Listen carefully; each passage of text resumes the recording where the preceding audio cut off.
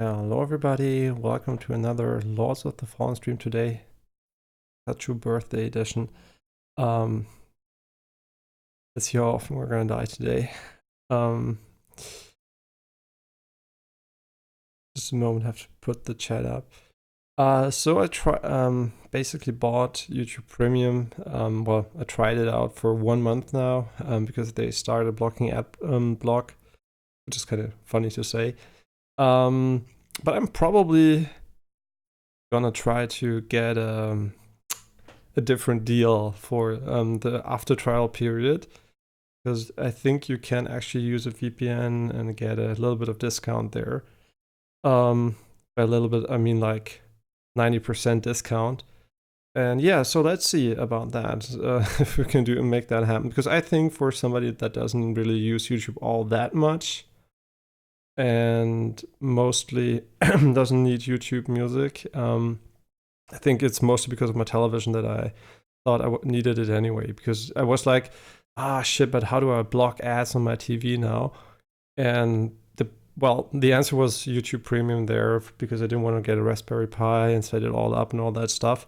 And since they changed that a little bit anyway, yeah, I'm kind of curious to see how the prices are going to evolve, because I think the prices are really high. I think you should be able to get it without premium for €5 a month for the entire household. I think that's a reasonable price. Everything else, in my opinion, is kind of expensive. But you know, depends on what you watch on YouTube. I guess some stuff is really valuable, other stuff is not so much valuable.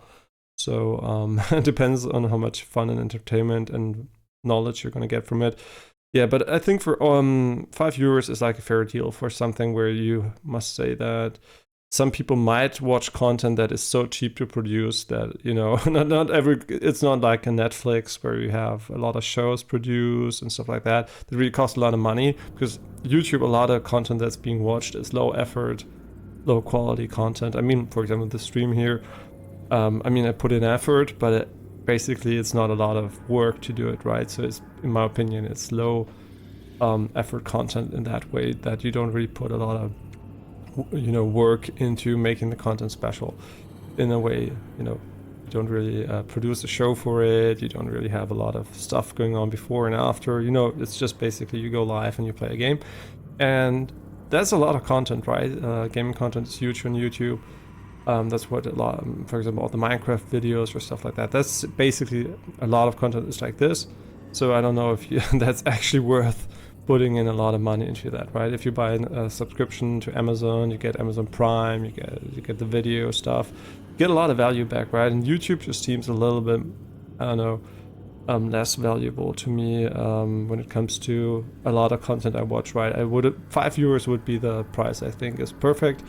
Now it's, I think, €13 here in Germany, so that's kind of rough in my opinion. And then if you want to get a family plan, it's like, I think, €23 per month, which is completely nuts. So yeah, I don't know. It basically, I think the creators should be paid if they make good content, and I prefer paying directly instead of with ads. But since I don't really choose who gets the money, right, beyond watching stuff, and I don't know what the cut exactly is for content creators I watch, so it kind of feels like giving money and you don't know how much it's going to end up there. So yeah, it kind of feels not so great. But yeah. And now I had the television for a couple of days, and I must say, if I had the choice, I would always be playing on it for most games that aren't FPS, maybe with higher frame rates, because it just looks better. Yeah.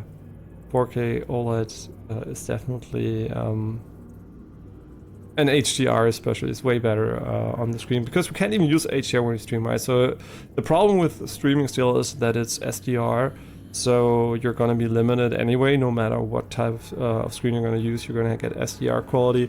But for example, we just started watching Pluto on Netflix, which is with Dolby Vision and super good HDR. It looks fantastic, right? It looks so different. If you never had a high peak brightness SDR display, never had an OLED, you're probably not going to know what you're going to miss out on, which is perfect. I would advise you, if you can't get one soon, don't even look at it because you're not going to miss it, right? I never missed it, right? 15 years I had a 1080p IPS panel, which was really a really good panel, but old 60 hertz 1080p.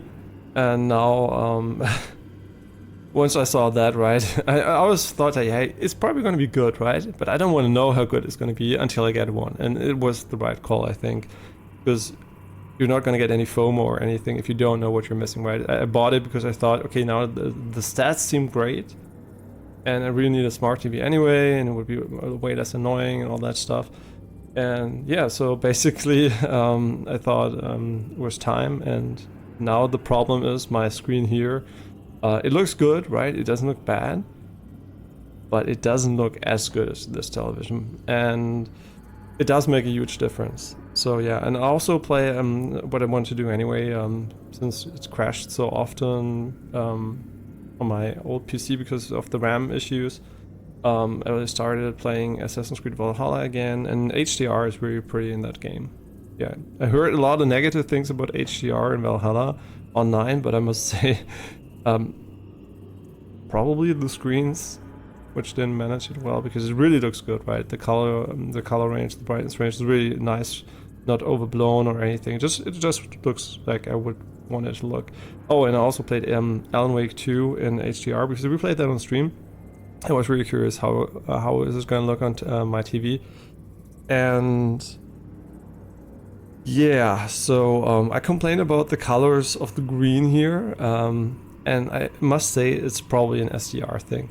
In HDR, the game looks mind-blowingly good. It's like insane, right? It looks so good. Path tracing, HDR on a 4K OLED, and it looks so good. I can't, unfortunately, I can't convey to you in any way how much better it looks, but you could imagine it looking, I would say, let's say it looks at least 50% better to my eyes. So it's really unfortunate that we're gonna have to play it here in SDR on this screen. It doesn't look terrible here. It still looks good, but if you right, knowing how good it can look, it's kind of sad that you can't get it. And also Crunchyroll, by the way, now that there are Dolby Vision show animes produced for Netflix and stuff like that, like Pluto, for example, which is, by the way, by the guy who made Monster. If you maybe you know that manga or anime is very old, very well renowned anime we just watched recently too, and we kind of didn't know, so we just watched it and we're like, hey, it looks kind of the same style. Also, the world is kind of the same feeling wise, and yeah, so it's basically by the same guy. But yeah, so for example, Crunchyroll has a big issue in my opinion. First of all, it's 1080p, which is kind of normal, I guess, for most animes still for whatever reason. But it doesn't have Dolby Vision, for example. So if you watch something with Dolby Vision, it's going to be so much better for you than if you watch it on Crunchyroll. So basically, any anime that is on Crunchyroll is going to have a worse quality than the higher quality produced ones for Netflix, and that's kind of annoying, right? Because I wouldn't want the platform to limit the capabilities of the videos, right? So Netflix is way better when it comes to video codecs than Crunchyroll.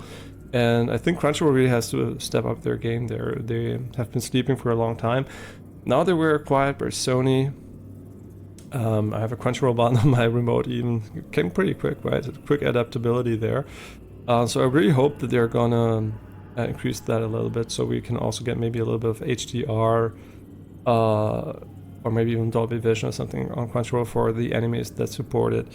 But then again, you know, it's not too bad. It's an anime, right? HDR is fantastic, but if it's not there, it's not there, right? I can live with it, but it is kind of sad once you know how cool it can be. And in general, Pluto, by the way, I just watched 1.5 episodes, and they were fantastic so far. So the start of the anime, fantastic. IGN gave it, I think, a 9 out of 10. Said it was a very great anime, and so far it was really well made. A very mature and well-paced anime that doesn't really rely too much on, you know, anime tropes. It's a very old school anime in a way, but not in the, you know, tropey way. Yeah, and it's also old, right? It's 20 years old, but I think, especially considering that, it was very well thought out. I think so far, a lot of parts of it, of course, it has all the kind of AI tropey stuff in it, but it still, I think, comes across as a very, very well thought out and interesting piece, especially for considering the time it was made in. But it's very entertaining still to watch, and I think it is a very, very good anime so far. Okay, I'm still trying to set up here my comments. I'm sorry. I just have to here and that. I can still see them in my browser in a moment. Okay. And basically, yeah, full recommendation for Pluto. Also 4K OLED in the modern panels, which are brighter, like a lot brighter. I have like the newest model, so it's super bright, and the high-end model. So it is like super bright OLED and great colors, everything. It's just really, really good. I could keep this screen for the rest of my life, and I would be happy with it because, I mean, as long as it doesn't get burned in, whatever, which it will at some point, obviously burn in, image retention, etc. is still a thing, obviously, and it's probably going to be the main reason to swap out the television beyond maybe 240 hertz. But yeah, still very, very nice to have. Okay, but now we're gonna play the game, but I just wanted to talk a little bit about it because I didn't have a lot of experience the last time I talked about it, but now since I've played a bit more on it and watched more shows, I must say it's really a big difference. It's not like only a little upgrade, it's like a night and day upgrade, you could almost say. And wait, didn't I? Oh, my bad. I didn't put on the Intel stuff here. Yeah, I really hate that. I really hate that Intel put out unstable CPUs. That's really, really annoying. And yeah, that's annoying. It's really annoying because I can't even apply it automatically because for whatever reason, Asus fucked up their 500, 600 euro mainboard. And you don't have a watchdog timer, so you can't actually do the fucking overclocking. With Intel Extreme Tuning Utility automatically on startup, so I have to do it manually every time. So yeah, basically fuck you Intel for selling broken CPUs. And yeah, I hope that the next one's not going to have that issue because, I mean, I'm not prone to buy, I'm not going to buy an Intel or an AMD, I'm going to buy the best one available at the current time. My last PC had an AMD, my first one in a long time, and also had RAM stability issues, which were easier to solve actually than this one. And Intel now has the core clock issue, and I don't know, man. It's really annoying to buy expensive high-end components, and then basic stuff doesn't work, right? So I guess that's why maybe mid-tier consumer stuff is maybe a bit more. Maybe less prone to issues because it just doesn't, push the boundaries as much. But whatever the next CPU is going to be that I'm going to get, I really hope it doesn't have it. Be it AMD, Intel, or whatever currently available CPU is the best. It's probably going to be Intel AMD, let's be real. NVIDIA is not going to have a CPU out at that point, and I don't even know if they want to, right? They probably are going to make all-in-one CPU, GPU stuff for AI, but I don't think they're going to make it for consumer-grade stuff at the moment. Right. Okay, so let's play Lords of the Fall. I didn't play since we played last time, obviously, so I'm going to be a bit rusty. But yeah, overall, really happy and could at least initially recommend in 4K OLED 120 hertz TV, but in the newer generation with the brightest. I have no idea how the C2 or C1 from OLED from LG look like, but they should be a lot less bright. So I would probably advise you to just wait. If you don't want a big spend on the high-end models, just wait a little bit until the mid-tier models or even low-tier models maybe get the advantages. Yeah, I don't think it's a good time to buy an old OLED model because the brightness is still going to be, I think, an issue there. Okay. And then the main thing is basically what you really notice once you use an OLED is all the panel stuff that IPS does, right? You notice all the small issues way more. So once you're used to that, okay, we have a lot of stuttering here. Yeah, we have to delete the shader cache, I think. Maybe not. There was a driver update. And also quickly looked at Jusant, the game from Dotnot, the Life is Strange makers. It looks fun so far. It also got good reviews. Don't know if we're gonna play it on stream though. We'll have to see. First, my plans are to finish Lost of the Fallen, Cyberpunk, and Alan Wake. That is like the main stuff I want to do. And yeah, otherwise, I don't know. There's this month, fortunately, gonna have a bit more free time when it comes to bigger games. They're gonna be, it's very packed game-wise, but not so much for me personally. So it's kind of okay. Okay, so we have the stuttering here. And I'm still thinking about deleting the shader cache just to make sure, because yeah, I think we're gonna do that. I think it does stutter a bit more than it should at the moment. Yeah, might be a bug with the game still, or I don't know. Probably with the game, right? But maybe it's just copium and doesn't do anything. Last time it definitely did something, but this time around I'm not 100% sure about that.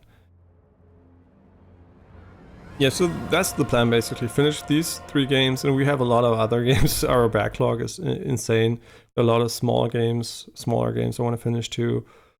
Yeah, I mean, basically my brain already accepted, right? A lot of these games we're never gonna finish or play. But I just hope it's gonna slow down over Christmas a little bit, because most publishers are just gonna throw it out before Christmas, and then usually you have like a month of downtime. And this month already kind of feels a little bit like a downtime for me. But yeah, that's just because I'm not the biggest, fan, quote unquote, of the games coming out this month. There are a lot of great games, but it's not like I'm gonna die if I don't play them. I'm not gonna die if I don't play anything, but you know what I mean. It's not like I'm dying to play them. Okay, so we have to delete the files again. Okay, I already put in a bookmark for that. Okay, we're gonna delete it and start the game again. Now I should recreate the files and redo the shader compilation. And hopefully the stuttering is going to be a bit less now.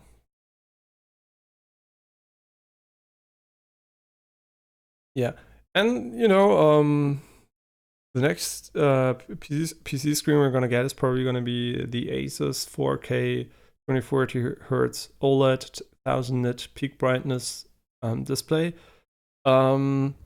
And yeah, there are a few issues there, obviously, because DisplayPort 2.0 is not supported by that display, and also not by the 490. So it's going to be probably accessible over HDMI 2.1, which doesn't actually manage 4K 2040 Hz 10-bit color depth. So it's going to use DSC. But I think the compression isn't that bad, right? On this one, we also have to use DSC for HDR. We almost never play in HDR anyway, but because it's HDR 400. HDR 400 looks nice, right? But it's not. I think below 1000 nits peak brightness, you're not gonna get an amazing HDR experience, right? Now that I've seen the comparisons, I still think it looks cool, but I also think it's not that important if you only have HDR 400. But yeah, that's going to be a thing, right? It's going to be a bit limited when it comes to that. And also, I mean, yeah, there is an issue with Pro displays at the moment, because consumer grade displays are approaching Pro levels of visual, accuracy, also color accuracy and panel, quality. So a 4K OLED, quantum dot OLED screen in the consumer grade is going to be almost as good as a Pro Art display from Asus. And yeah, I think it's an issue, right? Because they have an inherent conflict of interest within their own company. Because on the one hand, you can sell expensive Pro equipment to people, the professionals, and on the other hand, you want to have the best picture for your consumer grade displays. And you're gonna, one day the market for Pro displays is gonna disappear, right? It's gonna be gone.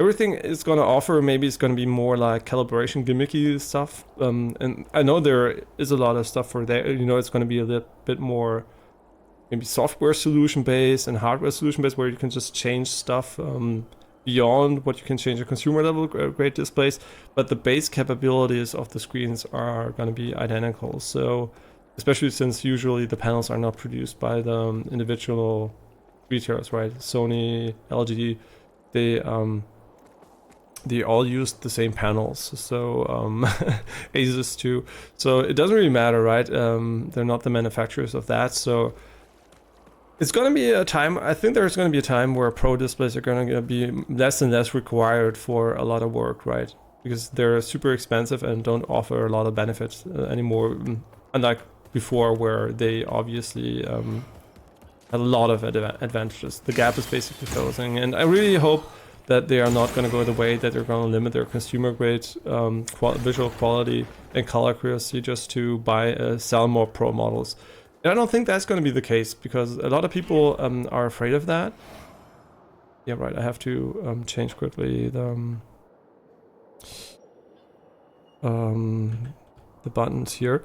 Yeah, I don't think you have to be too afraid of it, because the market's gonna force them to match that. Because you have to imagine, right, how they sell mostly consumer grade stuff, and that's where they have a smaller margin, but they have a lot of, you know, units sold. It's the most important market for a lot of companies. And the pro section is a very small but very high margin, you know, sector. But I still think that the competition is going to force them to level the playing field and consumer grade, right? If one company puts out a 4K super accurate mega display that doesn't even have pro displays, maybe you're basically fucked, right? Because they don't care about the pro market, but they have the perfect consumer grade, also pro viable product, and then you don't have a choice, right? If every company had a pro product and a normal market and there wasn't really no pressure, sure, they could, you know, try to force it. But it's very, very difficult in a capitalistic world to uphold limitations if you are not, you know, one of the few companies doing stuff. For example, in GPUs and CPUs and whatever, there are not a lot of players, so they have a lot of, you know, almost monopolistic options available to them. But if you are in a market that is super competitive, like screens, you're gonna have a hard time not keeping up with the competition, or you're gonna fall behind. Yeah, so in that way, competition is gonna force them to do the best work they can do. And the expected price point here in Europe, I think, is going to be something between 1,000 best case to 1,500 worst case, in my opinion. And I really hope it's going to be more like 1,000, but you know, let's see what they do. Because I think another 4K 2040 hertz OLED. Are you fucking kidding me? Did it just get PvP while I'm fucking doing settings? Wow, some people really are shameless. I'm AFK, bro, and I don't even have my dodge key set up. And the game starts like shit. Okay, the problem is we have the wrong dodge key at the moment. Okay, and he one-shot us with, I don't even know what the fuck that was, so... Yeah, see? And these are the people that think they're good at PvP. They just attack AFK people in their world, so like, oh my god, I'm gonna... I thought I was safe, right? Because I wasn't close to any enemy. Okay, but now we have to change the buttons, otherwise I can't play the game. And obviously, of course, they also use some cheesy stuff. So I really don't like PvP too much in Souls games, because it isn't really skillful, right? It's just... I mean, it's only skillful if you really, really are into it and know what you're doing, and you meet somebody that does it too. It has a lot of opportunity for owning people with minimal effort, right? Low skill, high return, basically. All you need to do is get a good guide for a good build and just spam it. And people who don't know or don't have a build like that are just gonna get fucked. Yeah, so if you're a bad player, I think Souls PvP is a good place to be in, because you don't really need to do more than just invest a little bit of time into a build research, and then you can just cheese the shit out of people. Wait, he was shooting into the sky, so maybe that's something like a rain of arrows. See, I don't even know what he did, right? I just know that he used some electro shit. But I have to change the fucking button layout again, because the game doesn't support it natively. Yeah, so it's something they really need to change. Button remapping is basic shit, and I shouldn't have to rely on external tools to do that every single time I play the game. Okay, so we're back. I don't even know if we had something to recover or if we died last time. I don't think so.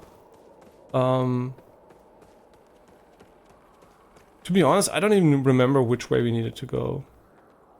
I think we needed to go this way, but I don't even know if we unlocked a shortcut or something, so yeah, that's basically hard to tell. Yeah, and that's what I said, the PvP experience is going to become way more active the longer the game's out, because a lot of people are going to finish the game and whatever. Okay, this is kind of really AIDS. By the way, Distortion 2 kind of also sometimes got shit on while walking around in the game, so the game seems to be kind of harder than it seemed for me most of the time when walking around. I don't really struggle too much with these enemies here, so comparatively, from what I've seen so far.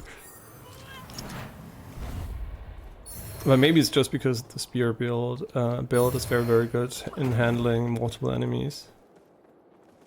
Wait, why the fuck is there... Oh, we did die, I think, last time, right? Yeah, I think we did. But whatever, I don't even know how much I've lost, so who cares? Yeah, I think this is the way forward too. I'm curious, did we ever reach the hut we thought we couldn't get to before? And this looks like a place where we're gonna lower the water, maybe. If there's water, I can't really tell here. Yeah, I'm kind of curious. Should we have dropped down on the roof, yes or no? I mean, maybe we were there, right? It's a bit long ago. So that's why I really don't like playing games after a break. Yeah, I can remember. We already were here. There was the guy in here. There was the NPC over here. When I get to the maybe me and instead of I'd like to live in a Yeah, so we died here because I didn't know we were in Umbral and I misplayed it. Okay. Wait. Was there something in Umbral here that made it worth going into Umbral? I mean, I want to kill the guy, right? I think he respawns, but let's just kill him quickly. I can't remember killing him, so I think it's gonna be good. Yeah, unfortunately you can tell the shader compilation stuttering is back now. And the main reason why it's back, obviously, is because of the driver update. So everything we compiled is basically back to 0 now. Yeah, but you know, you can't really help that, so... Alright, I forgot that that he also lands backwards there and just... Yeah, I'm really greedy at the moment, I don't know why. Yeah, everything new now is gonna cause a shader compilation starter again. Which is really unfortunate. Yeah, Unreal Engine 5 is kinda dog shit in that regard. It is worth defeating him anyway, because you get so much good stuff out of him. Okay, but what I mostly wanted to do is look for additional areas to go to. I'm almost dropped down there. Okay, but we're fine so far. Maybe we can exit over there, sure.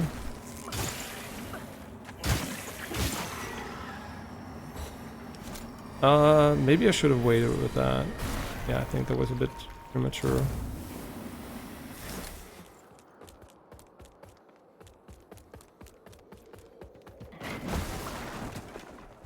Yeah, the only thing, of course, I can speak to is how much better the TV I bought is compared to, you know, a cheaper model.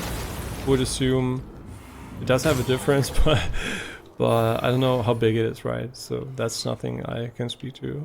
So my experience is very limited.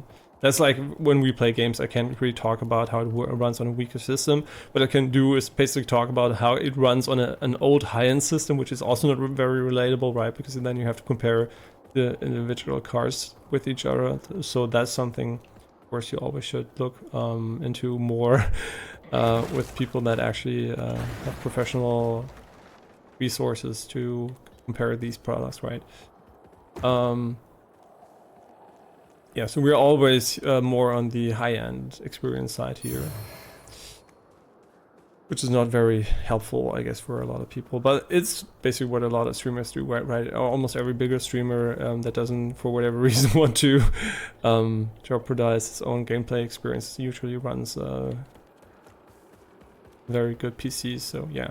And then there are people like, Asmongold. Asmongold is so smart, but he has no fucking clue about PCs, which is amazing, right? He runs he basically probably is more like an investor into Starforge Systems, right? A company co-founded. And I think it's kind of funny to see him do that because he really has no idea about that, right? He has no idea about PCs. And that's always something I never really quite understood, right? I mean, I guess I'm just maybe not normal in that regard, but for me it's so natural to actually know all the settings and the background stuff and everything. For me it's just, it happens while I play the games, right? I don't really have to invest too much time into that. And then seeing people play PC games for 10 years plus and 20 years plus and not know basic shit is like, for me, I get it. It's probably also partially related to intelligence, or maybe mostly related to intelligence and what type of, person you are.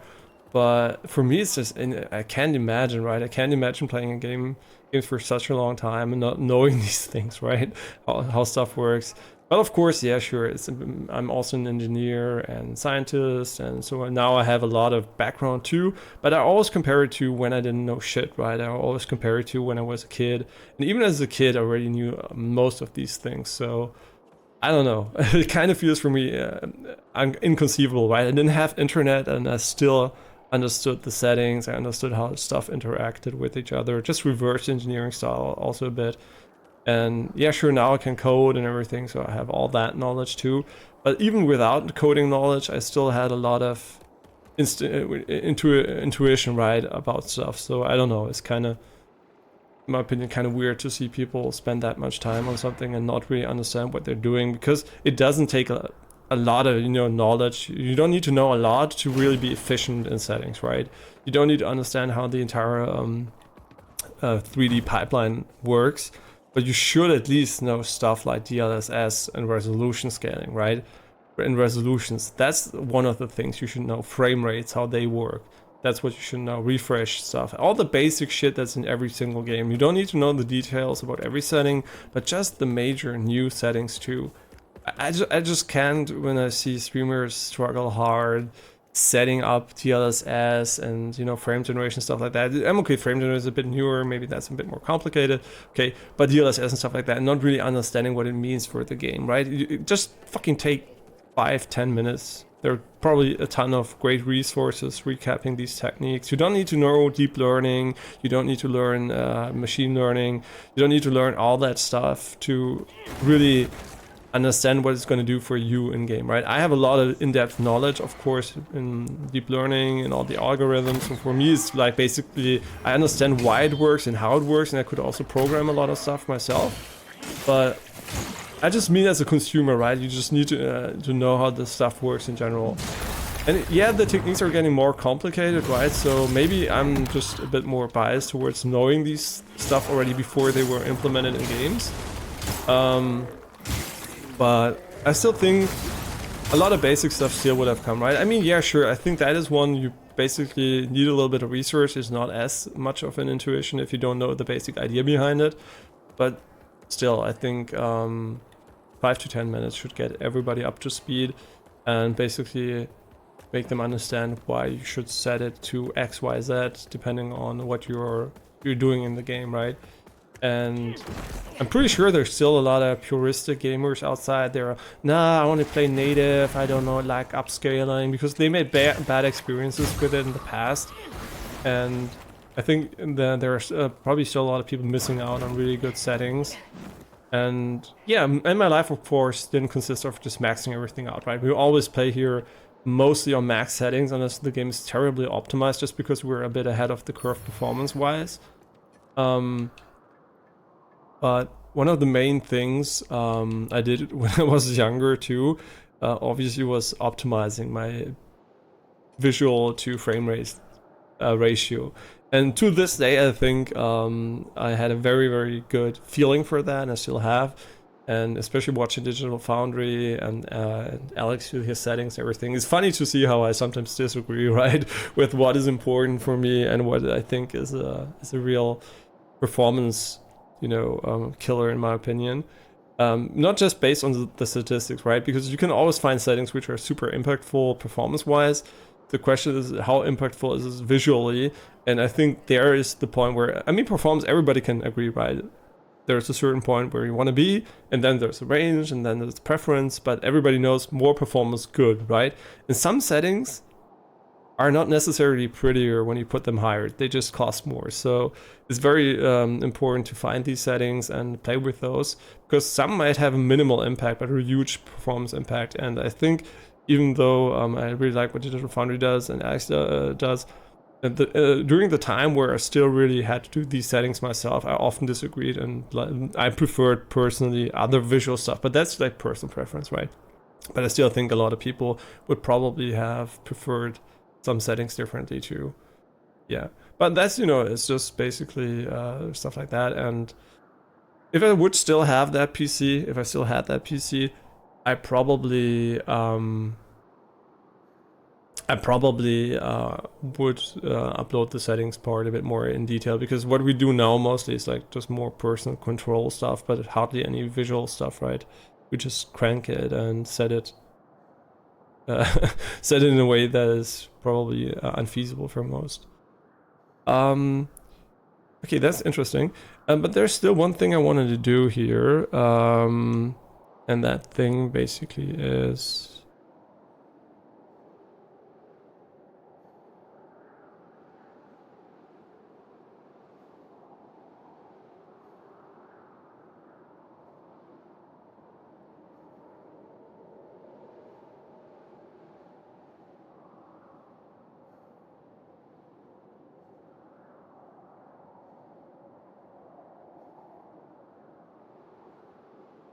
Okay, so, wait, I'm just gonna put this over here. Okay, let's continue here. Yeah, so that's basically a little bit of, stuff I noticed when I watch people play games and set them up. Also try to help Dan Giesling with his HDR, assumedly HDR or limited range, color range issue, because he captures Lies of P from the PS5 using Elgato 4K capture device, which I don't own, so I can't really talk too much about the details of that. But obviously the game has an issue when it comes to... Really? Come on, really? Oh, really? That's... I like that you don't instantly die, but please let me get out of here. Thank you. Oh, come on. It's gonna work. I'm confident. I'm very confident this is gonna work. Ooh. Okay, now I'm slightly less confident. Okay, whatever it is, we should probably just use the homeward burn and get back. I really hate that. Oh my god. Oh no, I hate when that happens, because it's gonna suck dick to get out of here. Yeah, I don't think we're actually gonna make it. Yeah, I don't think we're gonna make it. Yeah. And I don't think we can go down anyway, because there is presumably no collision down there. Yeah, so I'm trying, right, because it's gonna cost us a lot of time if we can't make it. Oh, come on, really? Oh, whatever, we're gonna have to use a moth here. Oh, come on, really? Fuck off. Doesn't happen all that often, but it's not the first time it happens. Would I prefer to die and fall down? Of course not, so I guess I'm kind of glad it worked out that way. Oh, come on, really? Okay, I hope this is not gonna kick us off the edge. It might, right? Nothing I can do about that. We have to go a bit more to the side so we have the space for the animation. Yeah, so I'll try to help him. And I'll also, because usually people tend to, if they don't know there's an issue, and they don't have a comparison, and they don't know what the issue is like, they don't tend to really care too much about the issue. So what I did is I made a comparison screenshot between how the game looks when I stream it and him, and just overlaid it so you can see the color differences, right? And yeah, so I think he saw that and he was like, oh, okay, yeah, sure, I can see there is an issue. But I think, yeah, unfortunately, didn't manage to resolve it with the information I gave him. And I know it's, you know, if you have 3 kids, it's really hard to invest the time into something which is just quality related, right? Because I don't think it's going to change a lot of, it's not going to have a big impact on his viewership or anything. But I just, you know, when I notice something being off and it's going to be a game that's going to be played for maybe 100+ hours, you know, I just like to help, right? I just like to help point out that there is an issue and also with how to resolve it. But I don't mind if he doesn't resolve it, right? It's not like, oh my god, how can you not resolve it after he knows? No problem, do whatever you want, right? I don't care. I mean, of course, my viewing experience would be better, but I don't watch Twitch streams to have a good visual quality anyway, right? If I wanted to have a good visual quality, I would be on YouTube, or I would do something else entirely, right? So, in my opinion, no problem if he doesn't fix it, but I really like that he first of all replied, and second of all also took his time on stream to actually, you know, talk to his community. Unfortunately, I can't hit him, I can't, you know, get him live too often because usually I'm streaming myself, I'm doing something else while he's live, and so I'm usually bot bound, so I can't really real-time help him or anything. So yeah, I can just, you know, reply on Twitter or whatever. But yeah, I just wanted, you know, to let him know that there's an issue and how he could resolve it if he wanted to, and I'm also willing to help him, of course, if he wants to resolve it. But yeah, I appreciated that he actually took the time to talk about it on stream and really, you know, didn't just dismiss it, because, you know, it's annoying if you don't know exactly what's causing the issue, because I know what's causing the issue, but if you don't know, right, you never know if it's just gonna be a lot of effort for a low return.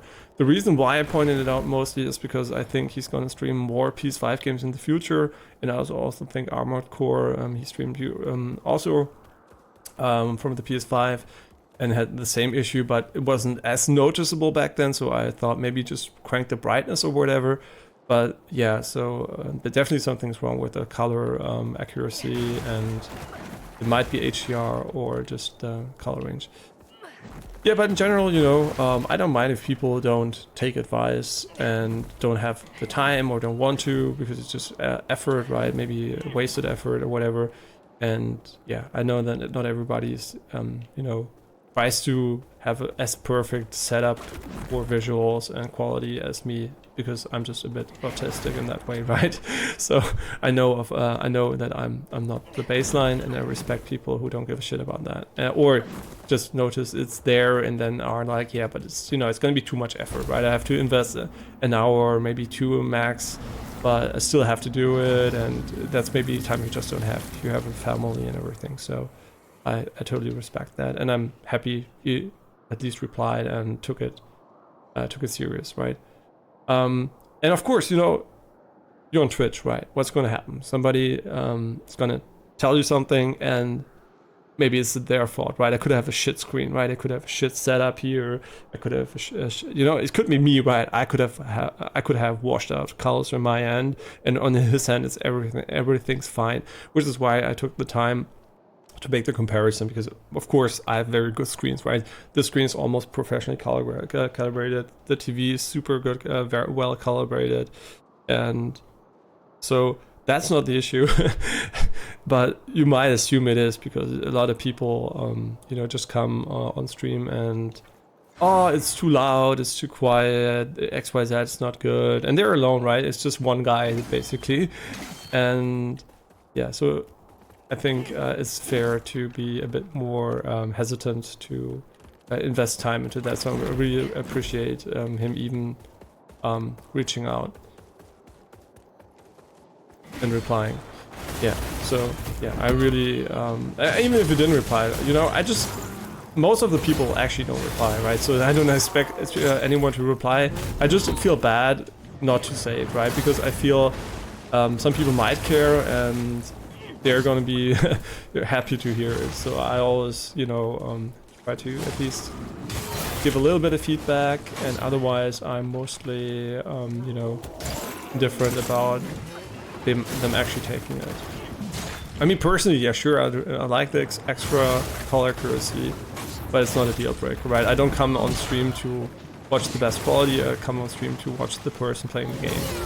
I'm not a, you know, stream hopper that just goes into a stream to watch a certain game.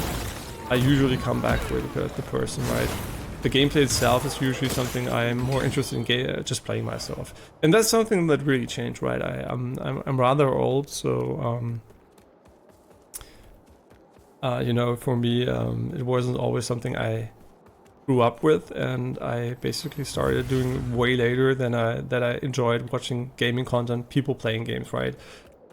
Which is something rather new too, because at first there wasn't as much content in that direction. It was mostly more like pro players playing stuff like that, and which is why also a lot of early streamers were pro players in a certain game. And I basically just started, you know, watching. I was looking always for no commentary gameplay, and then one day, because, you know, before there weren't that many games, and most games were covered by review outlets, and now it's more like maybe out of 10 games, one is covered by IGN or rock paper scissors, whatever, a shotgun, sorry.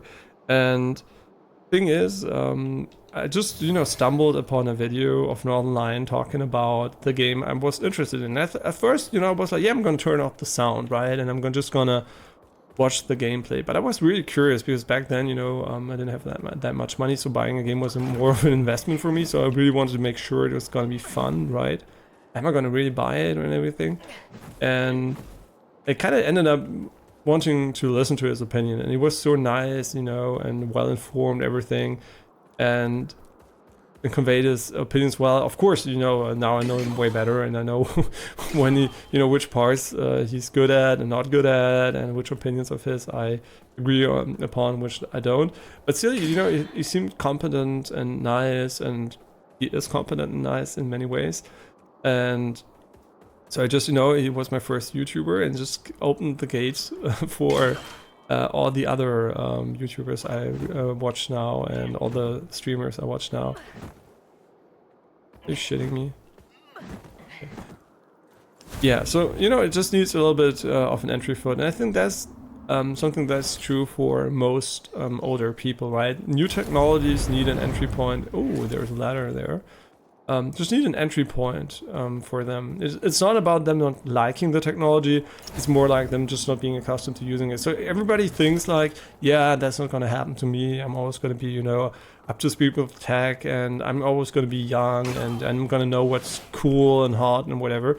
But the truth is, you can only, you know, consume stuff that much, and not everybody always expands their horizon, right? So even though you might think you're super progressive or whatever, there might be something you're not doing. And for me, for example, even though now I'm of course part of the gaming, also, you know, watching sphere, which is, you know, something I wasn't sure that was gonna happen at all for me. Even though I love games, right? I was never sure that it's gonna happen. Because I was, of course, biased towards it and all that stuff, you know. It's just like something, you know, you're just dumb when you don't know, right? That's how it is. You're unknowledgeable, and you might be very, very biased in the wrong way. That's basically what happened to me there.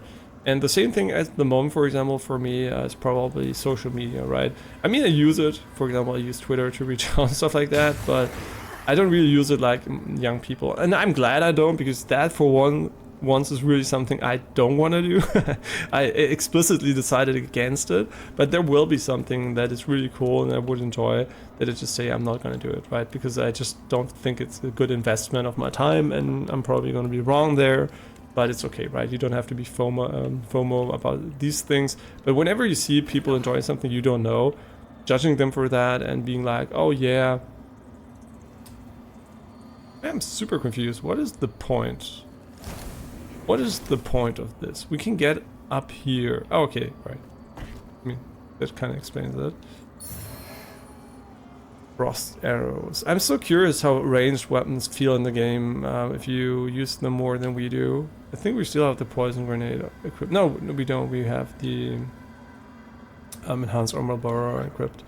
Okay, yeah. So basically, it's gonna happen to you too, and you should be at least willing to, you know, be open to stuff that might be interesting to you. Just, you know, don't be categorically dismissive of stuff. You can be critical. That's very important too. For example, I'm critical of social media, but I was never dismissive of it, right? I was never like, oh no, I'm never going to use Facebook. I'm never going to use Instagram, whatever. It was nothing that, you know, intrinsically clicked for me. Like, it's nothing that came out of me, or I was like, yeah, sure, that's what I want to do, and whatever. So I'm kind of fortunate in that regard that I didn't get hooked on it. Because I think it has a lot of negative consequences if you do. But of course, same goes for gaming, right? Gaming is one of the most time-consuming. I mean, is in a way everything's pointless, right? That's a lot of people are motivated by meaning of life, whatever, and you know, and it's very, very hard to find a meaning in these modern times because the meaning is not as readily apparent. Because before the meaning was pretty obvious. Survive, right?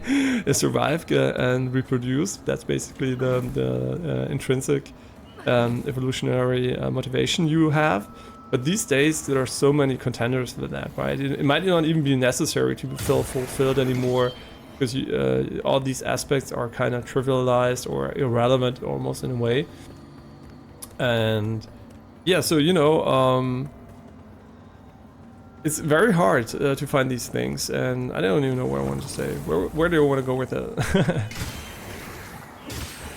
Yeah, right. I wanted to say that gaming is also something that, of course, costs a lot of time, right? Because I'm not going to call anything, you know, a waste of time or something like that. That's something I wouldn't do because everything is basically equally important, depending on how you value it, right? Some people might say, yeah, but you need to eat or you're going to die, whatever. Sure, but... of course, you're gonna get more time on Earth, but maybe some people don't value the time, right? Then they have other issues, obviously, but I still think that everything, right, is just down to perception, and it's very, very important to realize that, and that no matter what you do, nothing is a real waste of time as long as you're feeling good doing it, right? As long as it's also sustainable to feel good, right? You could argue, for example, if you have something that decreases your lifespan by 50%, for example, gaming or whatever, but because gaming will take up a lot of time, right? It's gonna decrease a lot of your available time, and the question is, are you gonna feel good while doing it? And if the answer is yes, then it's perfect, right? Who gives a shit if it's real or not real? As long as you are happy doing it, perfect. Yeah, but there are obviously things which are very, very short term and also addiction based and whatever.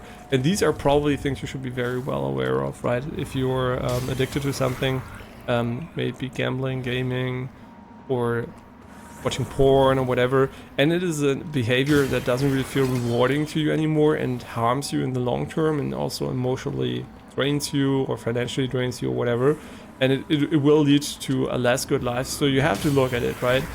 You might have 10 amazing years doing it, and then you're gonna have 50 shit years doing it, right? Because you did it. So you really have to find out which, you know, part of the balance you want to be in, and that's why all these, you know, guides to whatever XYZ. You first have to check your motivation, right? You have to first check why do you want to change it. What is the issue, right?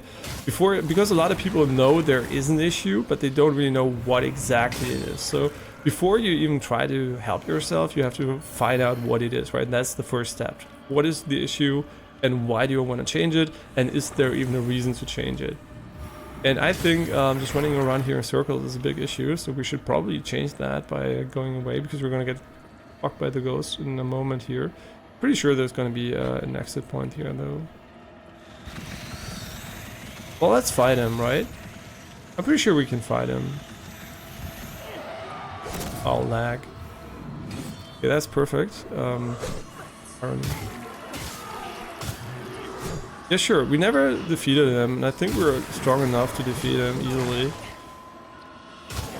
Oh, lag.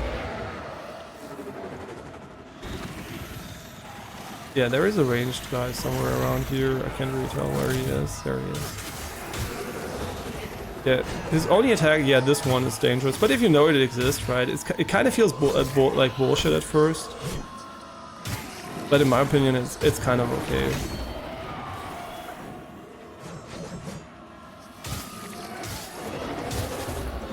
Yeah, you just have to be a bit more vigilant when he comes straight towards you like this, right? I mean, he's not difficult, but he does block your healing, which is kind of really annoying.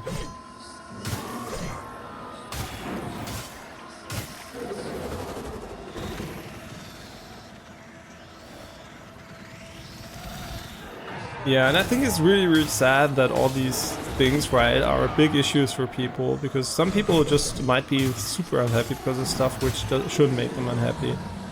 I mean, shouldn't, right, quote unquote. 20 Umbral scoring. That's interesting. Are they gonna come back for the area too? Yeah, and now we have the 3x multiplier and he's dead. Maybe in the late game really... It's really a good idea to kill him from time to time. It will cost a lot of time too. Where did you come from, you fucking bitch? Seriously? That's really bad. Why is he so much more aggressive than the other guy? Yeah, we should exit Umbral ASAP here. Yeah, we can do that. Maybe if we have a checkpoint here, which we do now, we might also just use it to stay in Umbral a little bit longer and farm up. Because it should be very low risk to do so. Even though we don't have any healing left. Yeah, because killing these guys now, right, it gives us a lot of stuff. Doesn't matter, right? We died now, it's okay. We just hopefully got a little bit more here. Placing the checkpoint hopefully activates it though. It should, because the other seat isn't there anymore. Yeah, but so in general, by the way, I know what I look like. It's funny, right? The guy with the Pikachu hat talking about life stuff, and it's funny. Yeah, but you know, that's what I mean. It's just like, whatever makes you happy, right? And if it's wearing a Pikachu hat and streaming also the fall on your birthday, then it's that, right? It's the most important part. Yeah, we should probably kill these fuckers. And I'm pretty sure behind there was a guy too. Yeah. Yeah, he has our shit, so we should be good here. Yeah, now we can go spend it. We don't even need to rest for that. Okay, but now I'm gonna focus on the game just after this small escapade here. Wow, 2 points and no change. Wait, is that the hard cap? Like, it doesn't do anything. 2 points, no change. Wow. Yeah, so I think we kind of hit the... Not the hard cap maybe, but the super soft cap, right? Like a very aggressive cap here. We're gonna have to probably save up until we get 3 level ups to see if it's worth ever investing into it again. But I think we're better off just getting more HP and more, you know, other stuff at this point. An ancestor sword. I like how they come out of the water. That's really cool. As you know, they're in Umbral down there, and but we can't go there. Yeah, so now we took a little bit a longer break from the game. Oh yeah, and Halloween was nice, right? We spent time with friends and played a cool bird. Was I don't even know what it's called. A game where you collect birds basically, and you also won like a game of the year award or whatever. So it's kind of also quote unquote a more renowned game, but it was fun to play, right? I like playing board games because I think they're fun and they kind of, you know, are a little bit more social than the digital versions. Even if you play games together on a screen, right, local co-op, which I do a lot too, what happens usually is you still look at the screen, right? You interact, but it's not the same as when you actually play a board game where you take turns and then you look at what the person's doing. It is still more social, I think, than playing video games. Even if everybody has a tablet in hands, I still think, you know, not having the screen in front of you really helps with the social bonding aspect. I don't mean it's more fun, I mean it's more social, right, in a way. Okay, so we're in water here, and yeah, right, when I said we're gonna drain the water, I should have obviously had thought of, yeah, sure, we're just gonna go into Umbral, but that's because I didn't play the game for some time, right? And I really, really love the HP recovery mechanic. It is so brilliant. Yeah, just taking something that worked in other games and making it better, I really like it.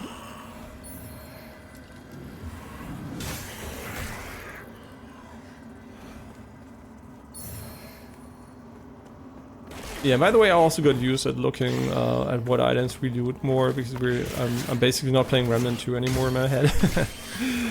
Then these gargoyles are by far the most annoying enemies to defeat without taking damage. It's kind of really tough here. Yeah, later we're gonna go eat some good, not German, Austrian food. Some really good Austrian food. Gonna be good, I hope. It's very well reviewed, the restaurant, but restaurant reviews are... Yeah, that's something, you know, gaming reviews tend to be not as bought as other reviews, and I wonder why, actually. Why are a lot of reviews bought in other sectors? Probably it's the availability of, you know, being able to, you know, really check if the people, you know, own stuff, right? I think that might be the main advantage, I guess. Okay, that's really annoying, I'm not gonna lie. These two together, not gonna lie. Wow, really? Fuck off, please. Okay, he opened up, which is nice. Okay, we didn't hit him, but he's dead, so fuck him.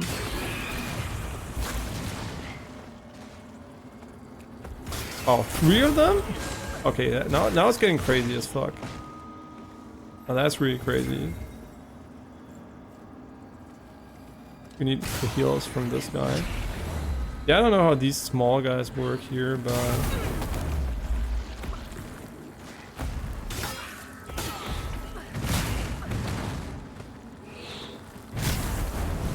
Not that easy to attack something that actually is immune from behind when there are 2 of them just camping the shit out of you.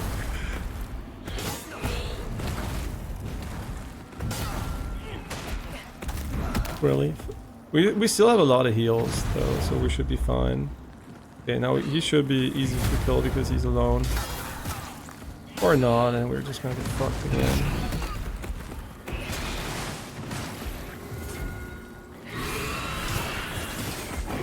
Okay, now there's only one, and that should be easy.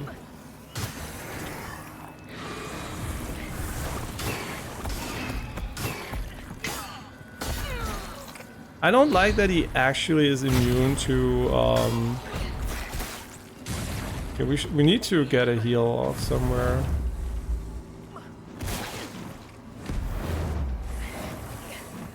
Yeah, that's super greedy, but we need the heal, so... Hi, can we get a healing? Okay, never mind, we're just gonna... Okay, we're also in Umbral for quite some time here. I like that he has friendly fire though, that's a cool idea. Man, this guy is so annoying to kill sometimes. I mean, 3 of them especially, right? Okay, we got him. Thank God we got a lot of heals. Okay, the ghost is gonna come back, I guess. I assume that he respawns. And since it does take a long time to kill, okay, this is where we came from. And we're underwater, so... Yeah, this is kind of a tough area, not gonna lie. Kind of tough. I mean, even these guys, right? They already have a lot of HP. They're not hard, but they still take a lot of time to kill.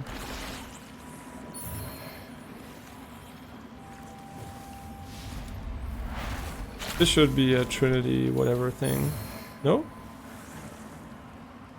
Hi. I don't even know what this does. Okay, large shards. Are we able to upgrade it now? Hope so. That'd be cool. Oh shit, getting hit here was really bad.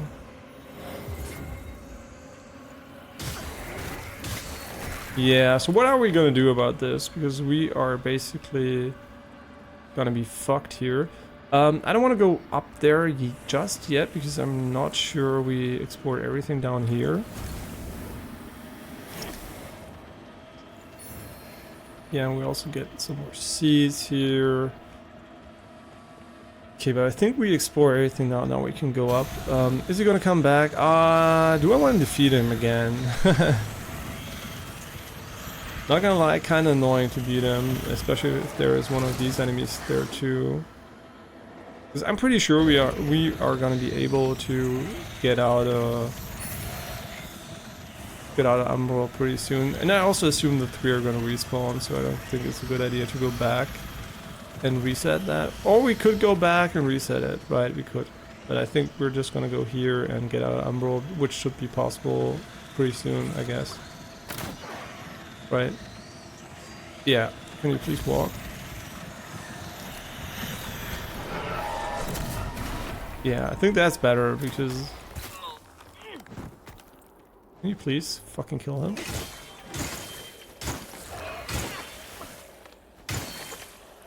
Wow, yes. Oh, right, he was buffed. I didn't expect him to have that much HP. Man, I really like the idea with the water here. Okay, now we are basically... the top here. I think this should be okay, right? I think there should be a checkpoint too, pretty close. Close by. Yeah, there it is. Oh no, that's not a flower bed? Alright, these statues also have flowers around them. Oh, and I also started watching the Nier Automata anime, and it's way better than expected, right? I expected it to be complete garbage. Not complete garbage, but not as good. And also the visual style, because my girlfriend was like, yeah, I heard the visuals, or I saw the visuals, weren't that great, blah blah blah. And I think it fits very well, and she also likes it. Now that she saw it, so... Okay, I don't think it is a good idea to risk dying here by not healing, but we don't have any heals. I just saw that. So we should probably just get a heal. Can we get back here in no time? Yeah, sure, I guess it's not gonna be hard to get back here. I'm just kind of curious, because we can also go there instead. And I'm still kind of looking for that, for the shortcut, right? Alright, she's super strong. Oh yeah, almost fucked that here. Yeah, but I think there should be a shortcut right here. Yeah, there is. Perfect. Yeah, just, you know, based on how much HP we lost and how long we didn't see a checkpoint and all that stuff. Okay, now we have a checkpoint. We can completely restore our HP. If we die here, it is not an issue. Is this the way forward though? I think so, yeah. I think the other one was just an optional. Oh shit.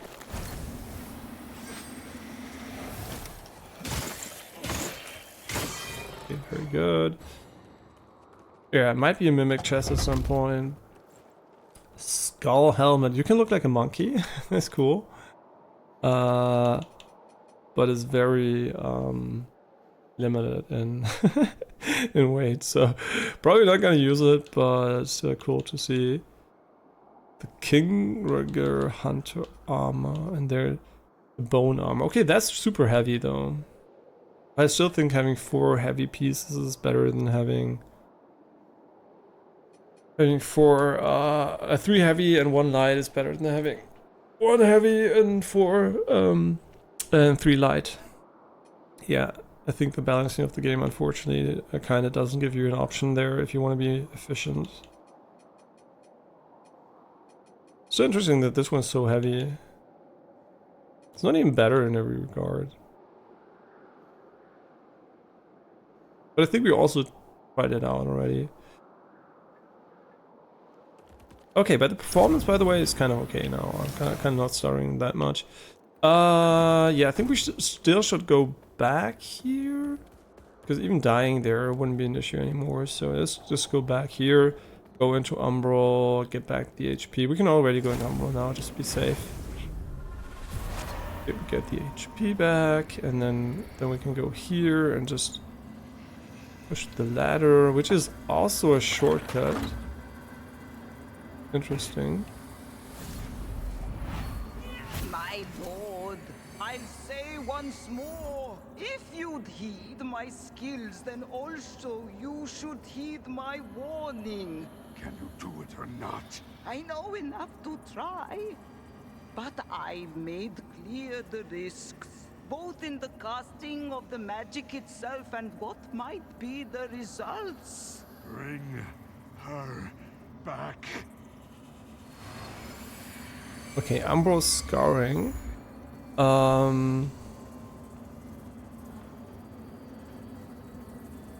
So unfortunately, this also seems to be something where we can make progress. I mean, unfortunately, right? Just not unfortunate, but is this the way forward or the other way? Did he hit us? Really? Really?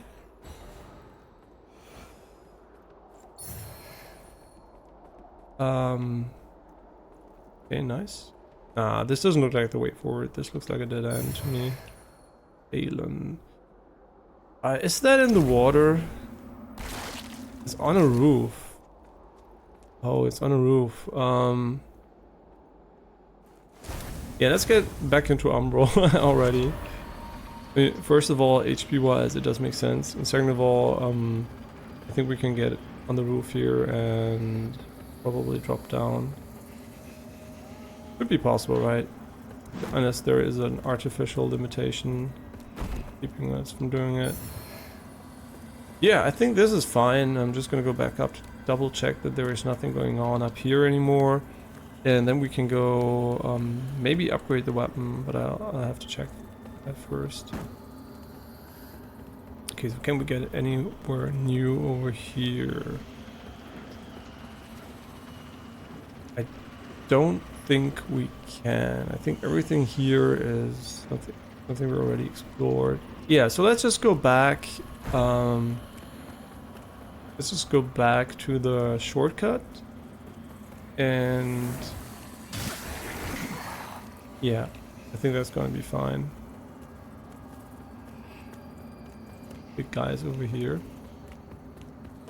Yeah, the shortcut was... Wait. I'm kind of dumb. I thought the shortcut was right here, but it was a little bit more over here. But we need to reset, right? We need the additional resources. Maybe I missed one, maybe. But that's not too bad. If we see it, we can still go there at any moment. Okay, so we are rested up and good to go. Where does he drop down from? Kind of weird. Oh, he doesn't drop down from anywhere. He just comes from behind here. Oh, and he doesn't aggro if you kill them. Okay, so it's scripted basically. They aggro as soon as you get to this point. Interesting. I'm a little bit hungry. I think I'm gonna eat a granola bar in a moment. Wait, what the fuck? Wait, where are they coming from? They're just appearing in front of me.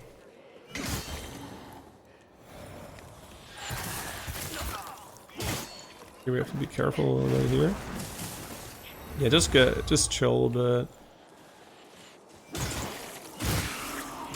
Yeah, the hitboxes are really nice. I don't know if they're better hitboxes in the game than this. They seem very close to perfect to me, so...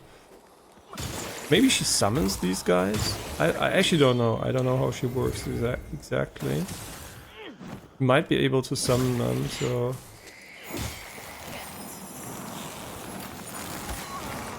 Yeah, annoying enemies, not gonna lie.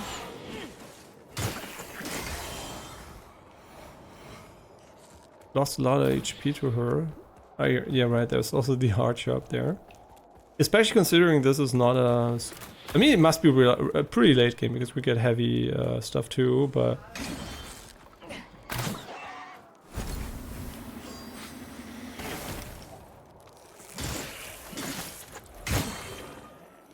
Okay, and we didn't go back for the weapon upgrade. Maybe a mistake, I don't know. Can we even upgrade it? We needed 8, I think, for the next upgrade. We got 6, so we didn't even need to go back, and we also don't have enough for a healing upgrade. So that's that. Yes, at the next checkpoint I'm gonna eat a little bit. Wait. Every time you do this. Sure, we can go over there, but can we go somewhere else? Because this might be the way forward, the only one. Nope, we can go up here too, but let's just go there first. It might actually loop back, unfortunately, so... also not sure if there's something else going on here. Yeah, I think that was an issue. We should have jumped. Right? Wait, I'm not sure if we should have jumped or not. Okay, I'm pretty sure we can jump that. Yeah, the run back's also pretty short, so that's cool. Yeah, let's just go back up. Yeah, but I'm pretty sure most people would agree that the level design exploration here is superior to Lies of P, right? Because the bosses, obviously, Lies of P are way better when it comes to their visual design and how, you know, cool they look and everything. But I think the level design here for sure is way better. I think it's really hard to argue against that, I think. Unless, of course, you really like linear stuff where you don't need to explore, but oh, come on, really? You know, I make a compliment and the game is like, I'm shitting on your compliment now. I mean, I'm 100% sure we can get up here because we just did it. I always have the, you know, the there's some kind of knack for finding the timing where I'm like, oh, it's so good in XYZ, and then XYZ goes to shit right the moment I talk about it. Maybe maybe it's a bit harder to get up here. Can we just drop down on top of it right away so we don't even need to bother going back up? Yeah, that worked out splendidly. Why is it an issue suddenly, right? Why do you suddenly care? Oh. I mean, we can just jump, right? But I feel we're not gonna make it if we jump here. Never mind. So is this even you? No, it isn't. So everything we just did, which felt really smart. Oh my god, we could just go there. Okay, I feel really stupid. Level designs feel fine. It's just my bad for not remembering that we were there and not seeing that there is an easier way to get there. The game looks, by the way, really good. I just every time I see people say, "Oh, the game doesn't look that great," blah blah blah. Is it just Twitch? Yes, it is just Twitch. The game looks really good. You might not like the art style, but from a technical perspective, it is the prettiest Souls-like so far. I did not play Jedi Survivor Fallen Order 2, so I don't know if I would even consider that a traditional Souls-like. The first one was really mid, so I don't know. But I don't know what it looks like, right? So it could be the prettiest to date, but for me, from the ones I played, I think this is the prettiest one so far, from a technical perspective, I mean. And it might also be the prettiest one in general, but Jedi Survival ran so bad and still isn't patched, which is why I didn't even play it, right? I would have played it, for sure. It had great reviews, and I'm not the biggest Star Wars fan, right? What I mean by that is I like Star Wars, but I don't like it more than other IPs. So for me, it's not a plus, it's just neutral. Yeah, so basically that's it, right? Maybe it's gonna buff one below, which, yeah, unfortunate, but you know, we're not gonna kill him. Oh, a big boss. I'm hungry. I should have eaten. I just said I should eat something. I'm gonna eat this pretty. Fuck me. Something fell down. Okay. Yeah, maybe it's a good boss, right? I'm not giving up hope. Maybe there is a boss which is actually interesting. And this one is a lot more interesting already because it's actually not a human. Too many humanoids in the game. Yeah, am I gonna use the buff? Of course, right? We're gonna go full try hard first try. I mean, I'm not really concentrated. Obviously, I'm talking about everything else than many other things at the moment. Oh no, it's a gimmick boss. We're gonna have to find her.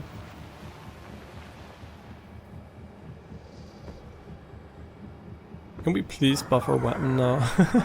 Now, I mean now while he's not fighting. Yeah, this boss is gonna be a bit gimmicky. I think finding her might be more important than finding him. Okay, so I don't know how this boss is gonna work, right? There are already ads, which is kind of interesting. So can we attack her? No, we can't. So just attacking her right out of the gate doesn't work. But killing the dogs, I think, is going to be important. Can we use the lamp to do something with her? Can we suck her or something? Yeah, I mean, do we have to go into Umbral to defeat her? Right, that's the big question I have. It does seem like going into Umbral here might be the play. But I'm not sure about that. I don't even know if you can attack this guy. I mean, is he even attackable? A hollow crow. Yeah, so can we do something about her while not in Umbral? It just doesn't seem that way, right? Oh right, we can suck her out of Umbral like that. That's cool.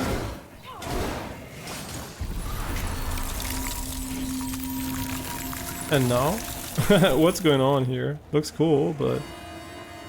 I'm just gonna rebuff our weapon quickly. Okay. Okay, there is an ice spike coming for me. Okay, a little bit more ice stuff. Yeah, but I don't know, we can't do shit at the moment, so this seems to be a very defensive-oriented phase.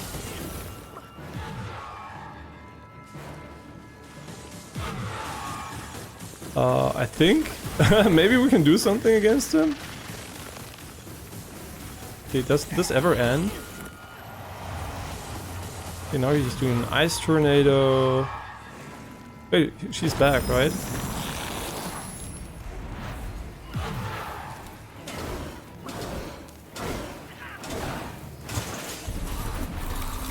Okay, so this is a gimmick boss. It is an entirely a gimmick boss. All we need to do is survive. Okay, that's gonna be, I guess it's gonna be pretty easy. Just gonna rebuff the weapon quickly and buy an infinite amount of that anyway, so there's...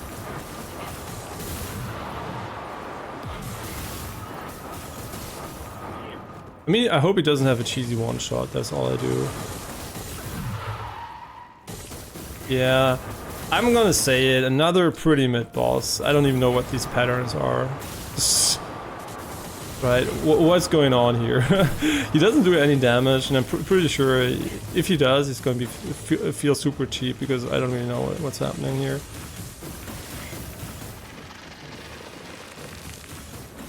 Yeah, now he's gonna summon the tornado, and she's gonna be inside of it again.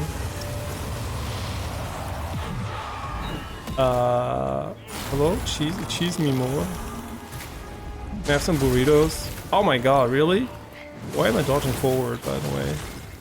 Okay, so she kinda summons this guy here. Okay, he's dead. Now we just need to get her out of fucking Umbral.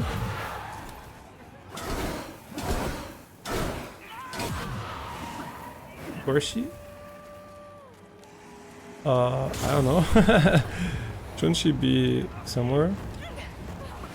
Oh, we have to be in the tornado. Oh, that's super cheap.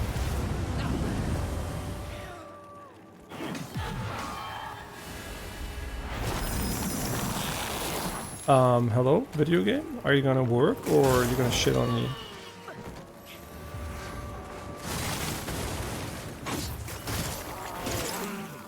Okay, all we need to do is actually get her out of Umbral again.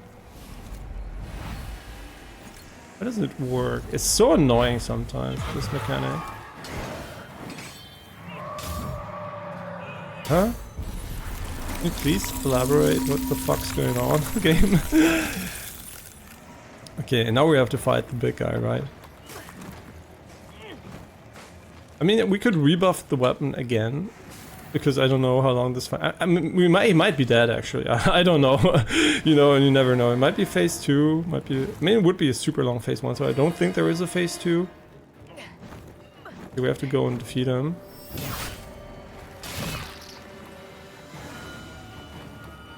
Okay, we're done. Okay, we're done. Heresy purged.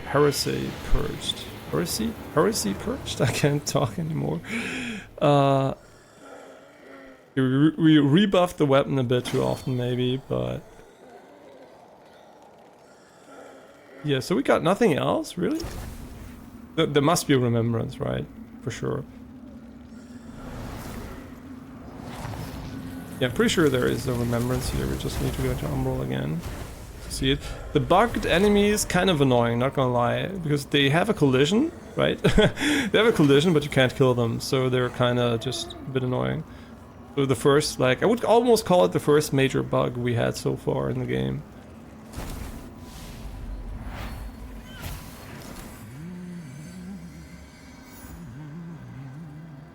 I don't know what the fuck's going on, honestly. No idea. But we're still in need more upgrade materials, unfortunately. Still 2 large ones. Can we buy them maybe with the smith? I didn't even check for that. Yeah, we should also go back and talk to NPCs in the base, I guess. Some of them might have something new to say, but I don't know. The entire NPC interaction, in my opinion, is just kind of pointless in Souls games. For the more not pointless, right? Not well managed. In Lies of P, it was great, but otherwise wasn't. Okay, why do you crash actually? Okay, we get the shader compilation crash here, even though I'm already at a lower clock speed. That's really annoying. Not gonna lie, kind of annoying. Hope it doesn't happen too often. Yeah, should the CPU have further issues here, that would of course mean I would have to change the main board or something. Oh, that would be so annoying. Please just be content with me downclocking you.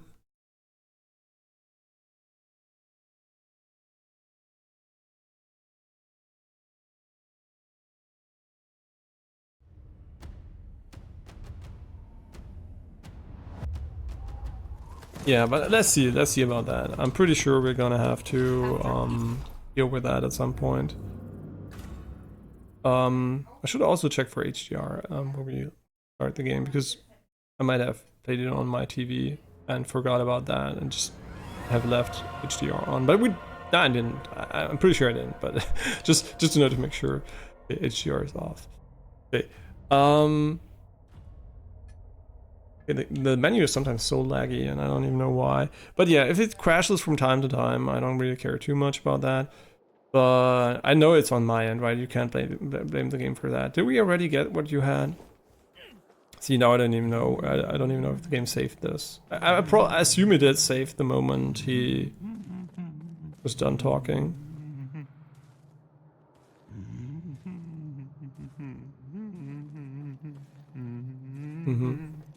Kind of weird.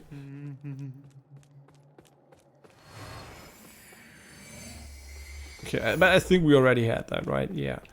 So I'm just gonna hope it doesn't crash this time. Yes, it's super bummer to have issues like that. Really?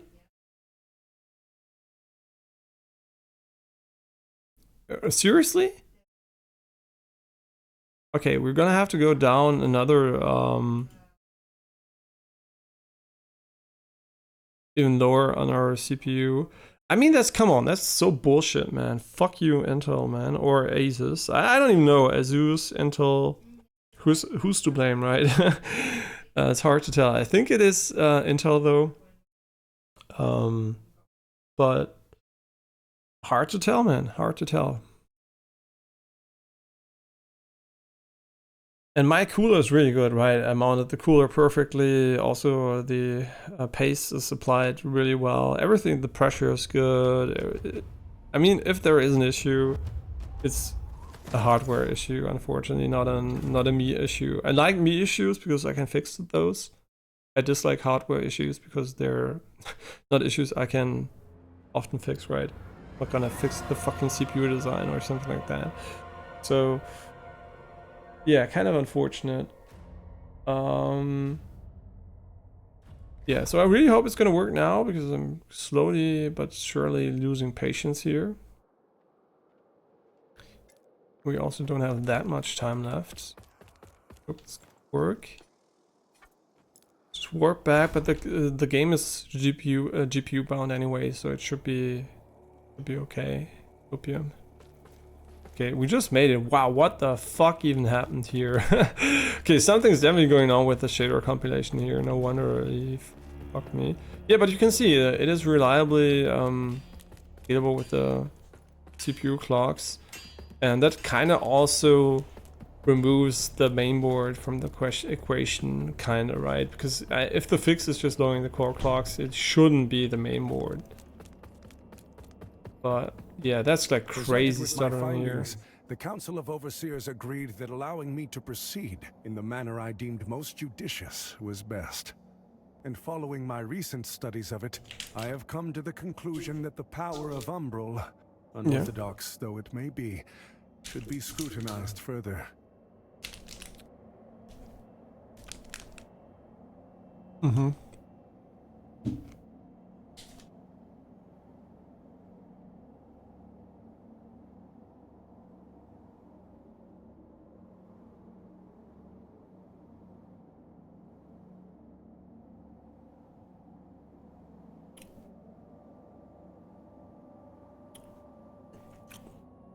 Sorry, I must learn more. I have heard tell of a book, supposedly a unique and ancient source of Umbral knowledge, and last in the possession of a wealthy collector in Upper Calrath. Bring it to me so I may cognize its secrets. Mm-hmm. So what did he do for me? The book, Crusader. See to it.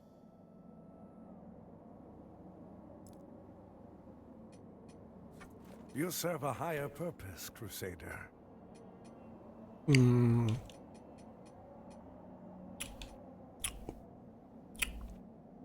He doesn't really sell anything important here. Strive in darkness, in light we walk.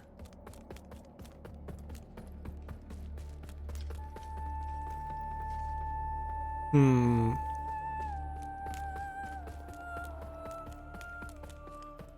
But I also think she doesn't sell anything. Ah, you again. But she does? That's kind of weird. I think that is an issue. I'll talk about it in a moment. Yeah, the reason why I think that's an issue is because from a logical perspective,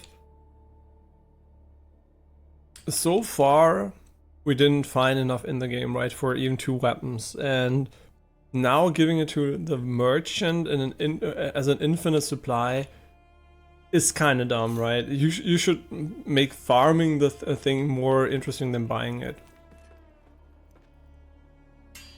Yeah, so I think that's kind of unfortunate they did that.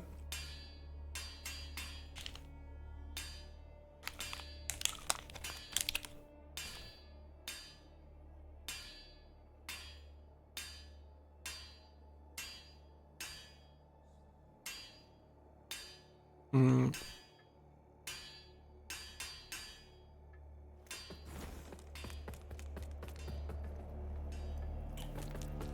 Now we can upgrade the weapon, I think.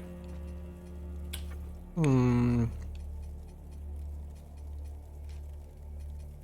Yeah, but which one is it? Which one can we actually upgrade? I mean, the hammers kind of look cool. They're super heavy, which is realistic, but also weird. Okay, so this one's the one we got equipped. I mean, sure, why not, right? I mean,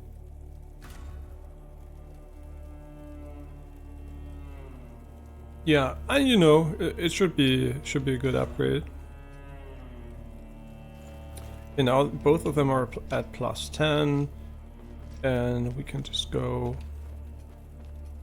back to the vestige we just came from, and that should be fine, I hope.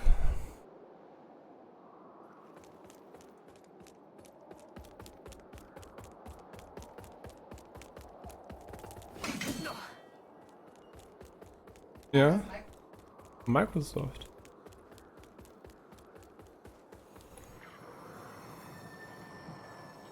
Okay. Mhm.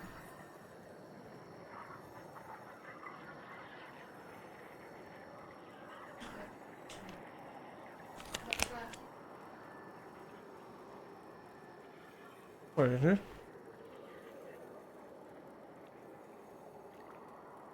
Mhm.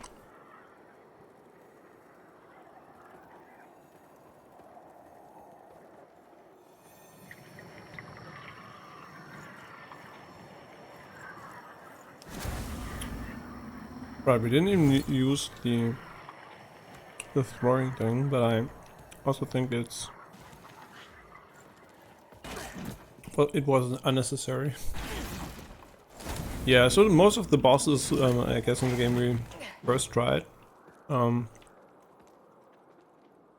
you might say, oh, game too easy, blah blah blah. I mean, compared to Lies of P, it's definitely more easy when it comes to bosses, but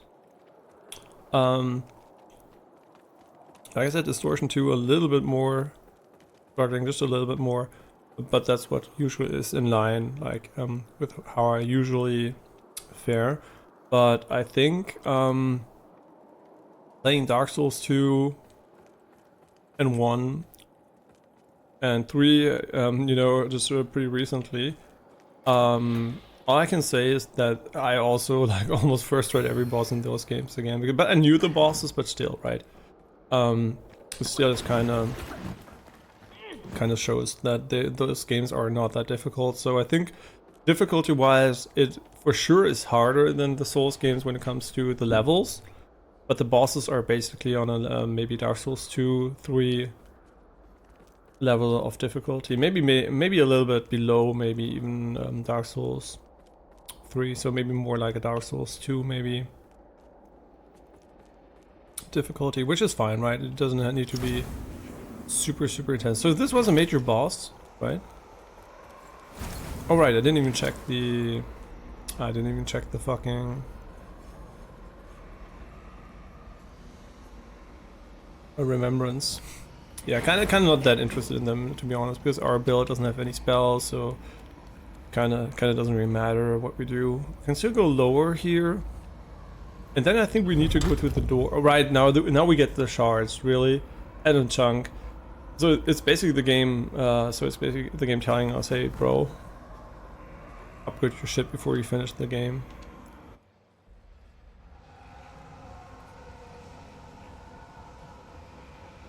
Yeah, are we gonna finish the game today? I don't know if there is a substantial level still left.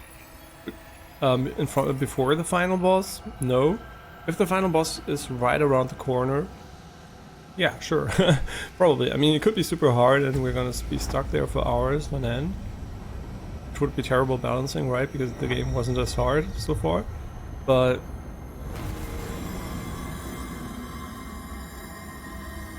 yeah, also Elden Ring. I mean, for different reasons, maybe. Also there we first tried maybe 80 to 90% of the bosses, so yeah, I think it's in line difficulty-wise, but the levels for sure are maybe just a little bit more difficult on average. Not really maybe peak-wise, but on average compared to Souls games. But you know, difficulty is not that much what makes the games interesting for me, right?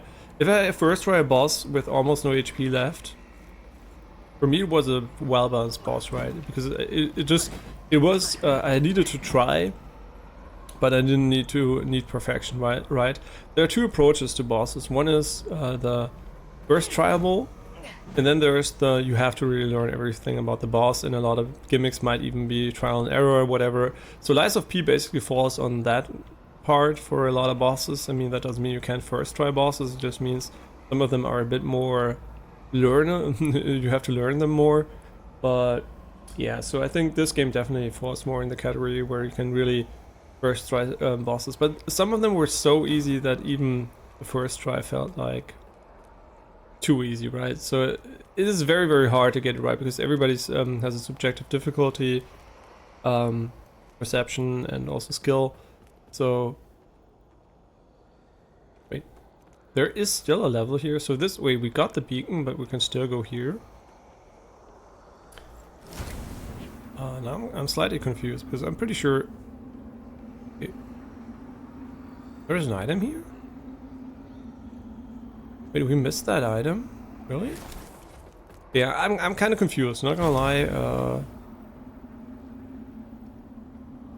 There seems to be a lot of level left here. This looks like a boss arena too. Pretty sure it's gonna be a boss. Yeah, this is 100% a boss arena, so I expect the game to trigger the boss at some point. York's Ring. Wait, why did we... Wait, we equipped that one. Maybe not the dumbest thing ever, but it was by accident. But I'll explain why the boss didn't do any damage to us. Yeah, but I still want to use the ring that gives us more levels. But levels are so meaningless, so... I'm not sure if you should just go for a mine owner's ring at this point. Hard to tell.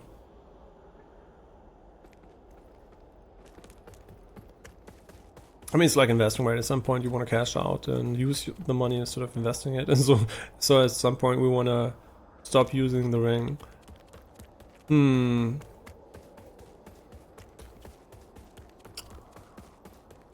Kind of weird, right? There are a lot of ways we can go. I just like the guy being over there too. We didn't get the item, but I'm pretty sure this is just where we were before, so I must have missed it. Wow, really? What the fuck just attacked me? Okay, so let's just play it slow.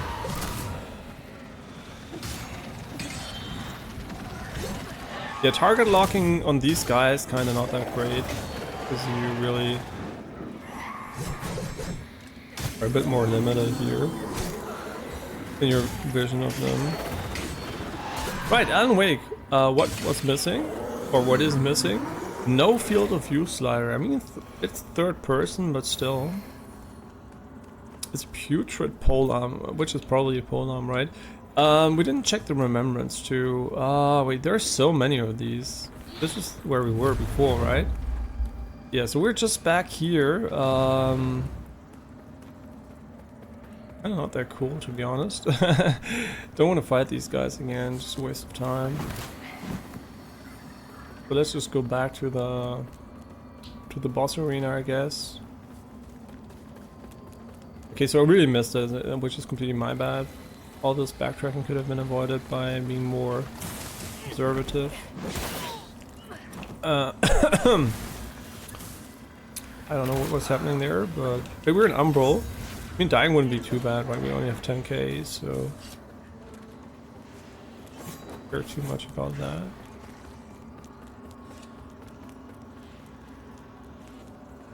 Yeah, so this was the boss arena, and I don't even know why I put the seed here. But we can definitely rest here, no problem. Yeah, and for the healing, we might just have missed a few additional ones there. And I'm still not sure if the way we're going now is basically a way forward, or if this is basically just backtracking, so... Well, now I'm even more confused, right? Okay, we went this way. But down here, that was... Okay, now I know where we are, but there was no shortcut, right? Unusual, usually you would expect them to put a ladder there.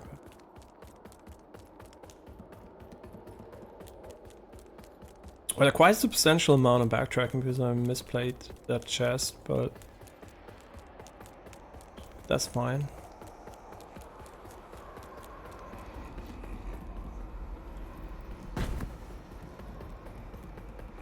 Okay, now we can drop down into the water here. Again, not sure if that's what the game wants from us, because we can go there, right, and just drop down over there too. Wait, maybe there's somebody in Umbral here. This boss arena kind of feels so empty. It could maybe be an Umbral only boss. I mean, it does look like a boss arena, right? There it is a round, big, empty space. I mean, if we've fought a boss there before,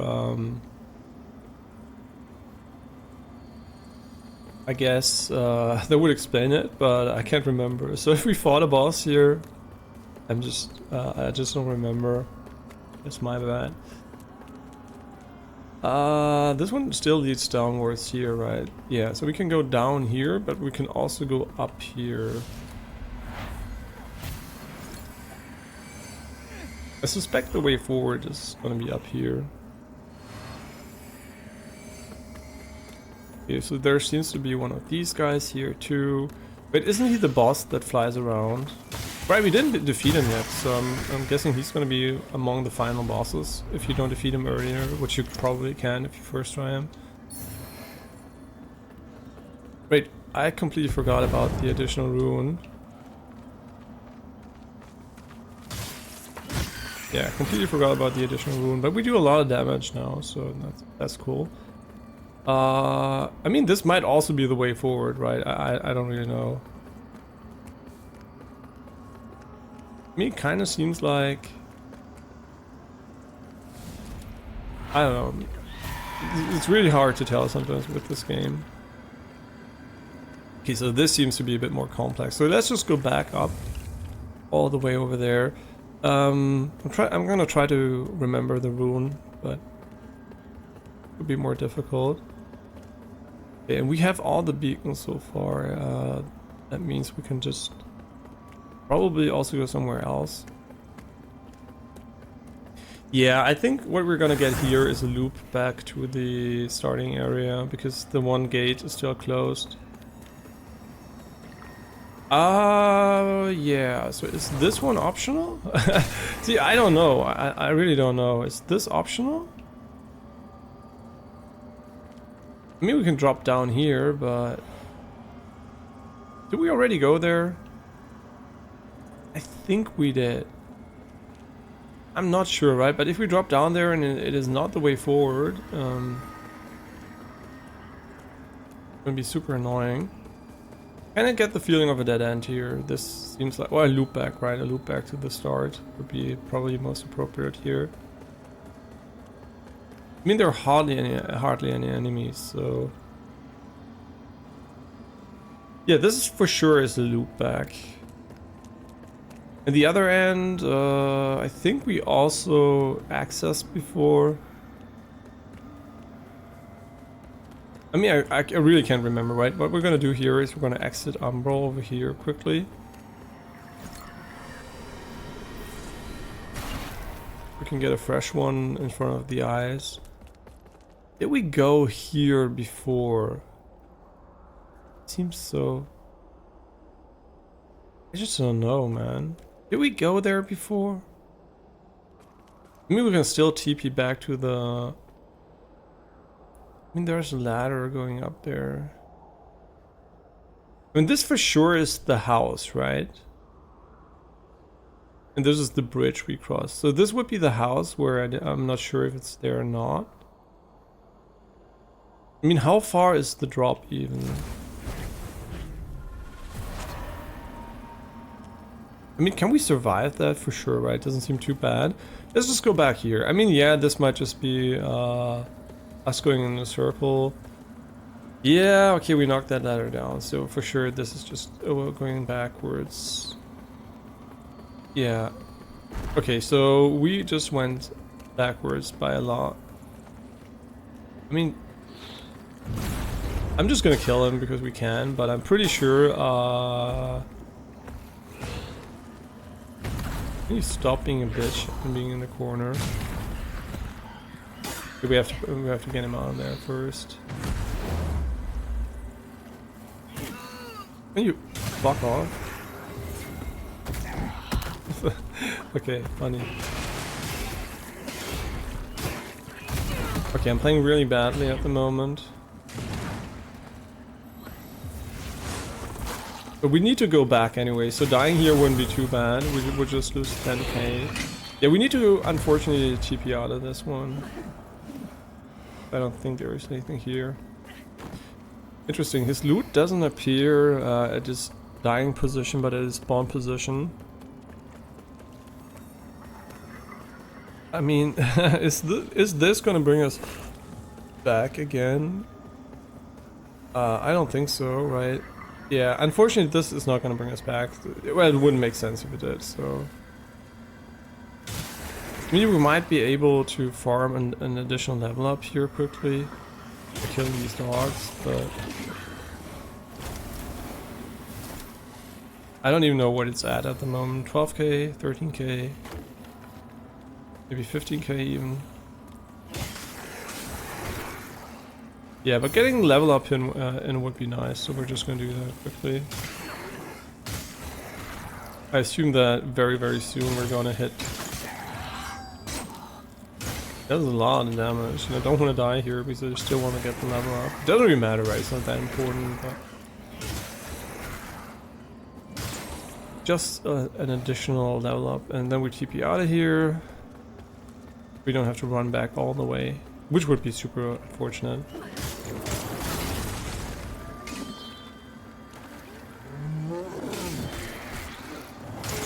I don't know where he actually stopped attacking right there. 1 HP. Okay, now we should have enough. I don't think that... Yeah, right, perfect. Okay, let's go back using a moth. Really wish there was a quick menu for the game. I mean, I don't really care as much, but I'm pretty sure a lot of people that are going to speedrun the game are going to be fucking annoyed by the absence of that. Okay, we can also socket runes here. I think it's going to be... no, it's not a... It's not a free selection here. Interesting. I mean, do they stack? Sure, why not, right?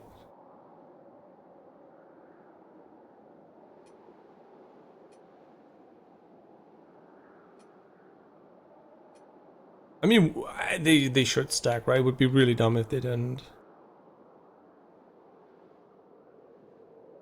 Yeah, I think it would be really dumb if they didn't. Right, I forgot about the level up.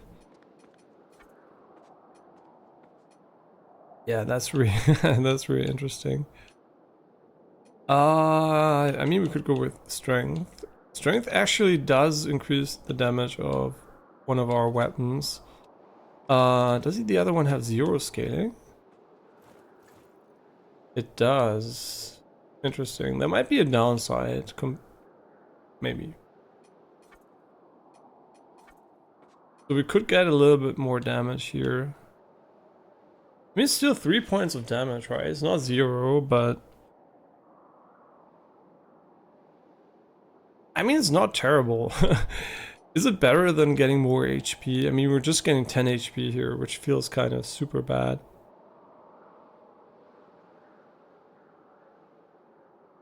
Yeah, it's super bad, actually. I might just go for a little bit more strength to get the additional damage on our offhand weapon. Also kind of curious which one has more damage at the moment. Okay, this one still slightly has more damage.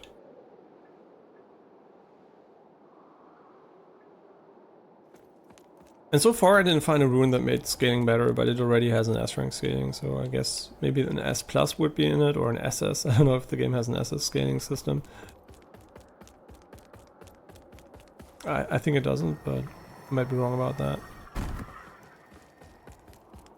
Okay, all we need to do now is go back there, and then we can drop down and do this additional gauge stuff, I guess, which seems completely optional to me, but you know, I'm enjoying the game, so let's just do the additional stuff too. And also, by the way, I like Assassin's Creed Valhalla. I think balancing is a bit weird, but I'm playing it on a quote-unquote personal difficulty because you can customize it. So I basically lowered the HP of the enemies to a normal level, but increased their damage to the max. So yeah, I basically made my character very weak defense-wise, and the enemy's defense also weaker. So it's more like a Souls-like, right? Because the game still isn't difficult, of course, that way, but I mean, some things are pretty difficult because you're just gonna get one-shot. But in general, I think I just like the idea of doing a lot of damage and taking a lot of damage because that's more realistic, right? In a way that it feels natural and fun. Because when I played it on the highest difficulty, it wasn't really hard. It was like God of War, right? It just had so much, everything had so much HP, and it just felt so weird. Everything just one-shots you, and you are super weak again. And I hate that, right? I hated that in God of War 2. Adjusting the difficulty should not happen over the enemy HP. I mean, at least not to a big degree, right? Because you must see it in that way. Assuming a player which is incompetent in building his character, you're going to do not as much damage, right? And then there's going to be the player that has a good build and does a lot of damage. And you want the good build to do as much damage as the bad build on lower difficulties, on higher difficulties. So you should play a little bit with the HP, right? Just so you can get OP because you're good at building your character. But you should never 10x or whatever the HP of enemies. It just doesn't feel good, right? It makes the game harder for sure, but also makes the game feel, I mean, not much harder maybe even, but it just makes it feel boring and slow. What you definitely can do is increase the attack frequency of enemies, add new attacks and stuff like that. Right, just good difficulty, not bullshit difficulty.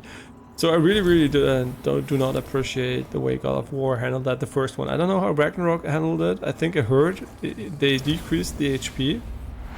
But yeah, I still think, you know, it's all about that feeling, right? It's not about difficulty, it's about the game being fun and feeling good, right? And feeling not even challenging, but just feeling right? It just has to match the game. And I think a lot of damage and for enemies and you just feels good in Assassin's Creed because it's very skill based in a way, because you're not gonna get hit by bullshit randomly. It just feels good to play with higher difficulties, and it's pretty soulsy, right? Feeling wise anyway. So I don't even know what that is. Wait, what the fuck? Is there some Halloween special going on here? Hi.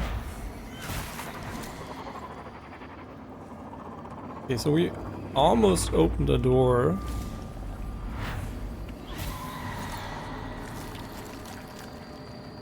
Can you please? Yeah, let's just get the item first, so we're just on the safe side. Rebirth Chisellus. Okay, that's a pretty good item if you're not happy with your build. I mean, sure, I never considered... Nah, double scaling should be better. I just thought about having more strength, but I don't think that's a good idea. The Rock Rune.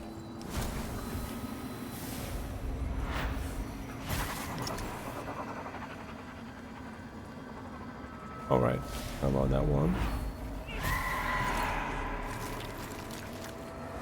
Yeah, I'm curious. I think there's gonna be some kind of mini-boss or something here. It just feels very optional, but still fleshed out, so I'm expecting something stronger here. Hi.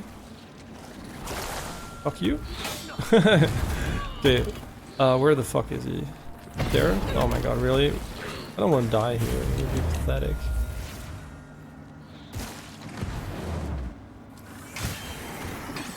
Okay, so this should be no problem, right? We just defeated 2 of them at the same time. 3, I mean.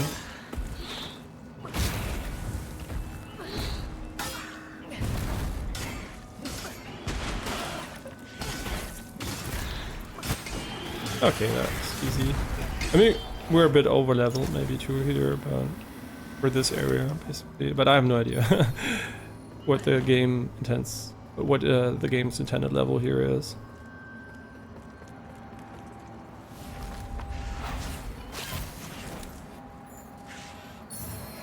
Oh, nice. But we still need an additional one, I think. We only have 2 at the moment.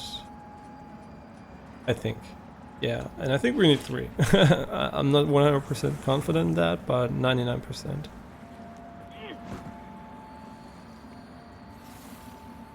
oh right, we already found that one. So I'm not sure. I'm not sure where to go exactly, but I'm just assuming it's going to be the door that was closed, that we where we fought the lantern guy. And I think we can also use the moth to get out of here to save some time. Yeah, but yeah, right. Alan Wake, no field of view setting. I'm just gonna look that up because that was super disappointing to figure out. That's so basic, right? Why would you not put it in there? Alan Wake 2. I'm not sure. Maybe, maybe not. The sensitivity slider is not accurate. Blah blah blah.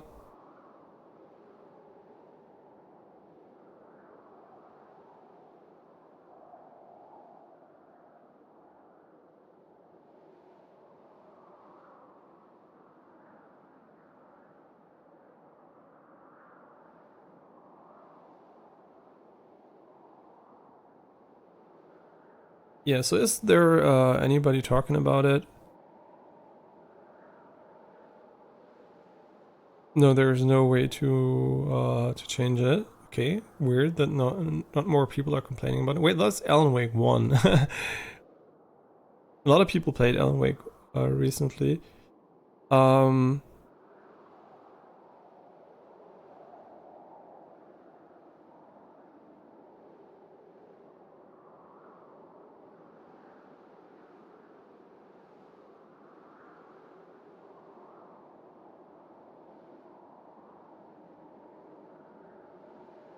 Yeah, I think there is no FOV slider, which is okay. I think the game has a lot of visual. It's third person, and there's a lot of visual reasons why I think FOV might be bad, because it uses the FOV to project images, right, which are not in, just overlaid basically. And I think it's maybe more difficult to adjust these to be artistically viable. So I get why Alan Wake doesn't have a FOV slider, but it's still unfortunate for people who get motion sick.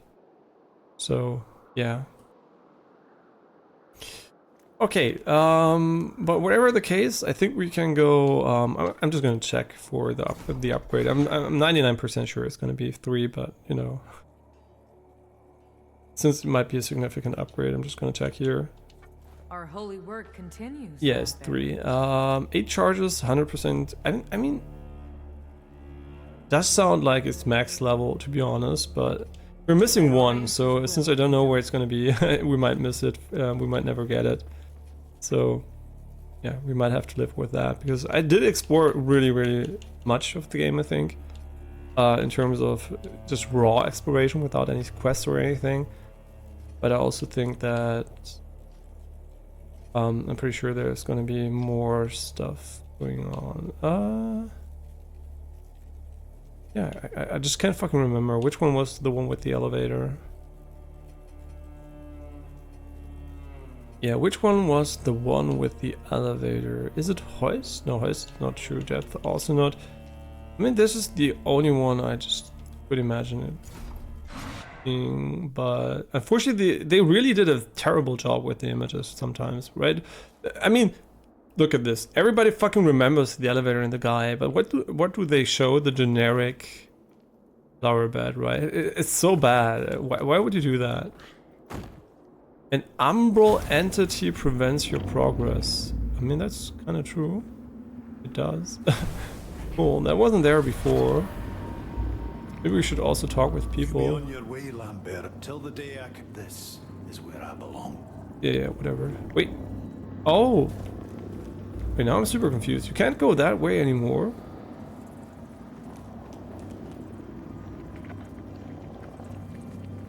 That's confusing. So we're on the wrong side here. Okay, but there wasn't another vestige, right? Or wasn't? Maybe there wasn't. Maybe I'm wrong.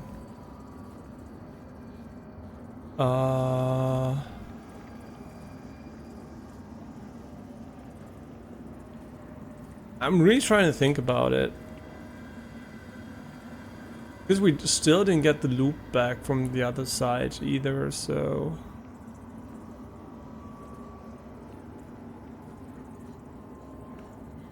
Yeah, where do you go after this? I mean, there should be some kind of pointer, right? Because use the odd stone. That What? stone, it looks different somehow. But I know it. When I was a girl at the orphanage, there was a very kind woman, Iris. She gave it to me. Did we This already was hear that before the before? hallowed sentinels found me. I felt so afraid and think alone. I already I lost heard the that. stone long ago, but now here it is again. I wish I could say the same at the orphanage. The Abbey is the only home. It pains me to send sisters who roam, but I take comfort except those who. Oh wait, that was new. I didn't know. But can the game actually tell me where the fuck to go? Because not gonna lie, I would appreciate knowing where to go. Hi, you're new, right? You, with all the assistance I've given you so far, it's time you return the favor and do something for me. I was minding my own business up above when I was attacked by some barbarian with a hammer, more animal than man. He fled when he saw he was no match for me, but only now do I realize I must have dropped my book of lineage during the fight. I won't have proof of my birthright lying disrespected in the dirt somewhere. Find it and bring it back to me. Can you elaborate where? Come on, get to it! Bring me that book! Obviously he fled, but and he did nothing for us either. So I hope it is here. It should be right. And this is the only thing I can imagine being above him. Maybe there's a new boss now here.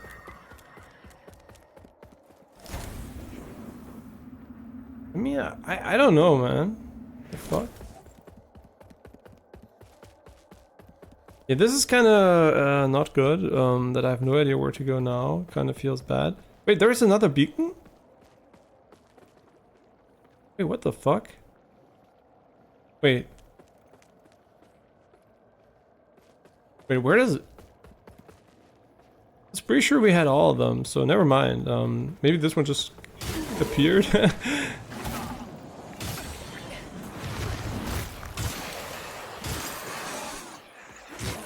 Yeah, I don't know. Maybe this one just appeared and I'm kind of confused. Wait, it's open now? How would I know to go there? I mean, seriously, how the fuck would I know? Cavalry pendant. Mana cost of sources and buff sources. Okay, that kind of looks fucking useless. And also, whatever reason, it doesn't look like it should be a caster thing either. You'll have to do better than that if you want this land, coward. Keep your distance! I warn you! Oh, this is the guy. Yeah, he ran away. Ah, okay, we got the Book of Lineage. But we didn't kill the guy yet, so maybe later. Okay, so he ran away. Perfect. Wait, was that the advice the game gave us to go here? The only reason I came here is A, because I knew there was a locked door, and B, because,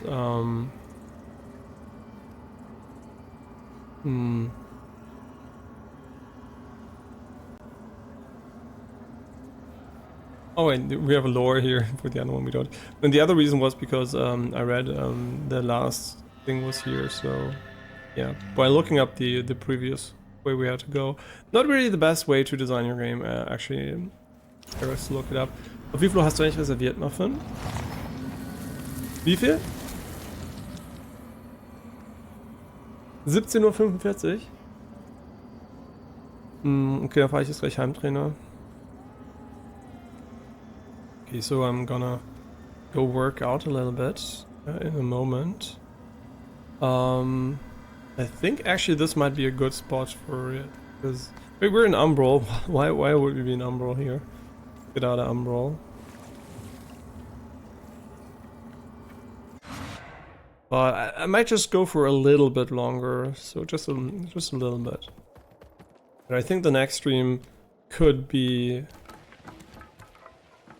the last one we have, but You know, I might be wrong about that, obviously. Really, you really want me to go into Umbral a lot, but just came out of it.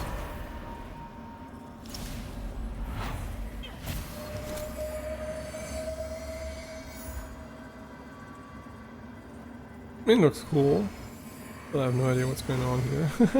Hi. Yeah, I expect you to be very strong, because this area should open up when the other ones are cleared, right? I mean, he didn't hit us, so we don't know. It didn't have as much XP as anticipated, but expected.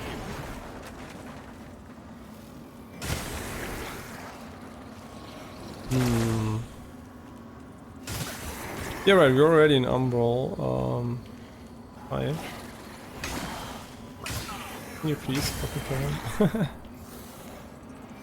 Yeah, one-shotting these guys feels good, because it means we're not gonna have any issues dealing with Umbral here. Yeah, don't know why it opened up just now, because they seem kind of weak here, but I might just be completely wrong about that. But for sure it's gonna be the... Maybe for sure it's gonna be the last beacon. We can one-shot... I mean, they don't have a lot of HP. Like, really, they don't. Maybe we could have gone here sooner, too. I don't know. But whatever the case, I mean, a slight amount of over-leveled fighting is not as bad as a huge amount of over-leveled fighting. Like an Elden Ring. Elden Ring had so much of it that it was annoying. A bit is always fine, right? Coming back to an area... something... I don't really mind that at all.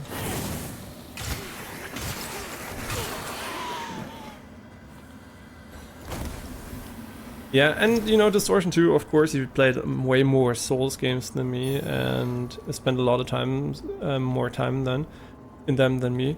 But I still think that him saying the preferred way to play a Souls game is, I mean, the Souls games is by not locking on. I disagree. I think that locking on has a lot of advantages too, right? So it basically also it decreases your reaction time, stuff like that, just because you don't have to turn manually towards the enemy.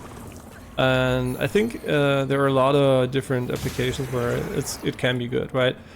Sure, if you no-hit run and you want to be consistent, whatever, sure, you can abuse the fact that you not abuse, you can just use the fact that you have more control. But I still think for playing it normally, locking on for a lot of enemies does trivialize the inputs to some degree. Wait, are we? Wait, we just came back to this area, right? This isn't even new. No wonder they don't have any HP. Wait, now I'm super confused. Yeah, this isn't a new area, so of course they don't have a lot of HP because we've already been there before. Yeah, I don't know. How the fuck do you get to the last beacon?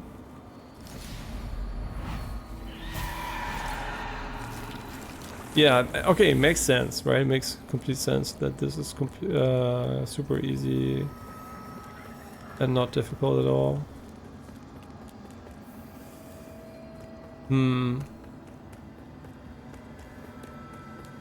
But what is the point then, right? Why would you... I mean, then it's completely optional. Okay, I kind of get that part, but I really don't get where we need to go now. The one way I knew where I was expecting to go, I thought we needed to go, basically it's locked now. And I don't even know if we can get there from the other side. Yeah, so I'm kind of at a loss for where to go now. I'm gonna read the advice the game has, but Ha! There it is. These fresh scuffs. Were they caused by your carelessness? Well, you performed the task required of you, so I suppose I can overlook it. In fact, to show the extent of my gratitude, I'd be glad to fight alongside you at some point during your travels. It's the least I can do. Is he just gonna run away? Having a decorated swordsman like Andreas of Ebb at your side, He's no small. He's gonna die privilege, instantly, friend. right? This is just a meme Treasure summon. it. Having a decorated Okay, but I'm never gonna summon you anyway, and this might make us miss out on a lot of story stuff, which I still don't like, that summoning in Souls games often also has story implications.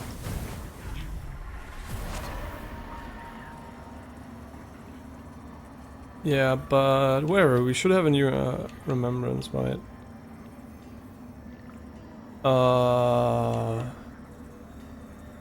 Okay, the order is predetermined, no matter in which we do. So it was expected to be way easier.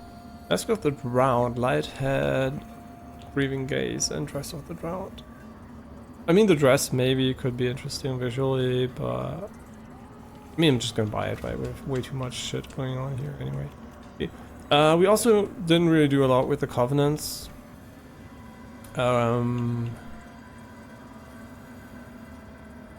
So, I don't know. Wow, 400?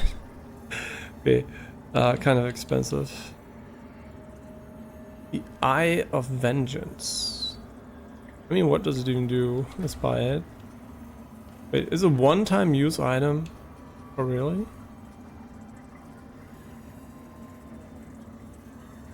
Oh, okay, that's kind of... I get what it is. It's basically an item that enables you to farm more efficiently, but I don't care too much about that. So, what are we gonna do now? How are we gonna proceed here? I'm probably gonna Google, to be honest. See to it.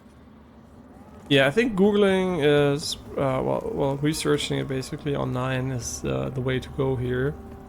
Because, no matter where we go, we're gonna waste a lot of time. I think. I'm not sure, right? I have no idea. I didn't even see the beacon until recently. So there it is. I think it is in the direction... I don't even know. I actually don't know. There was the double door we couldn't go through. We didn't go through yet. But I have no idea. I'm just gonna Google it and be done with it. So, Lords of the Fallen. Okay.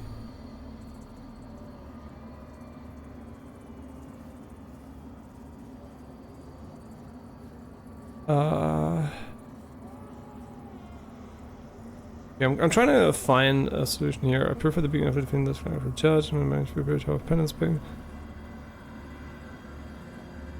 Another location, a castle. How do I get to this castle? Huge gate near the elevator up in upper gallery. Yeah, the huge gate. Okay, but how?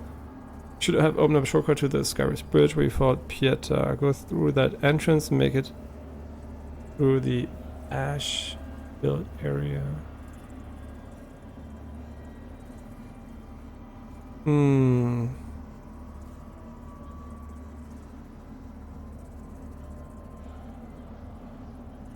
Way will be blocked off, so you won't be able to go through that way. He has to go through the shortcut that is the Skyrest Bridge.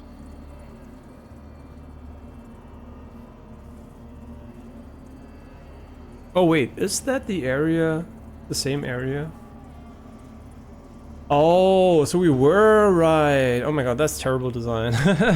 Yeah, that's fucking ass. I don't know why you would ever... Oh, you would ever do it that way, but... Okay, we were right. But... Man, that's really unfortunate. Why would you do that, right? I mean, it's not like anybody's gonna fucking remember. The only reason I even thought about that was because I already Googled it before. So yeah, that's not a good look for the game, to be honest. It should not be as mysterious to find. Oh, this is the wrong way forward. I think main paths should always be clear because it basically saves you a fuck ton of backtracking. And the game is pretty big, right? Big, and a lot of, you know, a lot of complex levels and stuff like that. And yeah, the interact key is shared with the jump key, so this death goes to the controls of the game, not to me personally. I wouldn't take the credit for this one. Okay, so yeah, even though we're already out leveling him, kind of still a bit mean. I mean, it does give a lot of shit. Okay, so this is the right way. I just didn't remember, right? That's what I mean. Imagine somebody playing even less than me. He's not gonna remember shit, right? And even if you remember, you're not gonna know. It's so weird why they went with that.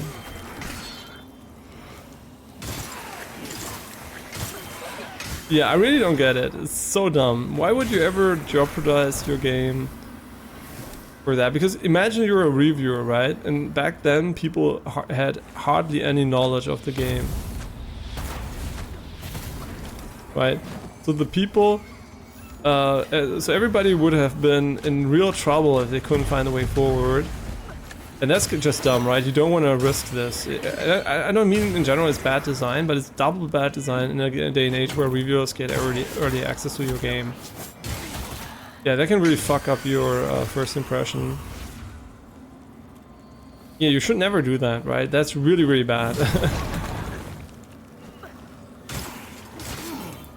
Yeah, kind of unfortunate because I think otherwise the game did a fantastic job with level design, but then kind of gating stuff. Well, not gating, putting stuff at random points on the map in random order kind of fucking sucks. Yeah, googling 2 times is not the end of the world, but the fact that I had to Google always pissed me off because I know I can find it, right? I can't find it if I just walk around long enough. But who wants to walk around for maybe several hours to find something that should be readily you know, it should be obvious to find usually. It shouldn't be hidden, right? It's the main way forward. Yeah, that really does feel like an oversight. Yeah, so far I'm hovering between oh right, you can reduce burn build up. I'm hovering between a 9 and an 8 out of 10 for this game. And it really depends on how the end works, but I really can't give it I could never give it a 10 out of 10. Too many issues here that affect I've a fortune in coin and jewels right here in my hands. the gameplay, in my It's all opinion. yours. Take it, and I can get you more, a lot more. I think this is the right way, by the way. I don't know. I just think it is. Right? I really don't know. But right, he's here. Oh, is the hammer guy gonna come? Is that him? But whatever it is, I have to go auto roll, and then we should probably get the checkpoint first. We should have stayed in roll, to be honest, because we need to go back up here for the checkpoint anyway. And then we can go back and check on him. I think then the boss arena might be reused and we're gonna fight together with him. We don't need to summon him at all. I think we did that before. Yeah, I mean, if you didn't have to find the way, I think the way the world is set up is really clever because it doesn't cheat like Lies of P using loading screens. Because the world is really coherent and, you know, connected. But I also think that since it's really hard to find stuff, I would have, if you just want to play through the game without issues, I think Lies of P's linear level design obviously is going to be more chill.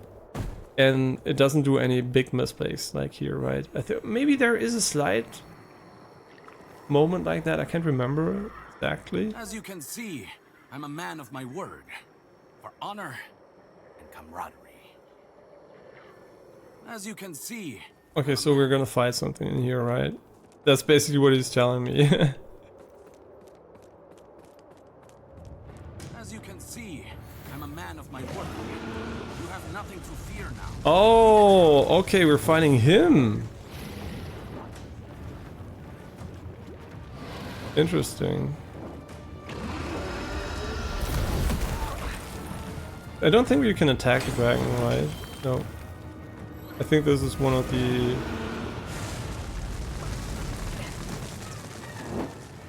chill bosses here. I mean, we still have burn against somebody that's probably immune to burn. I never thought about it. Yeah, you can't attack him.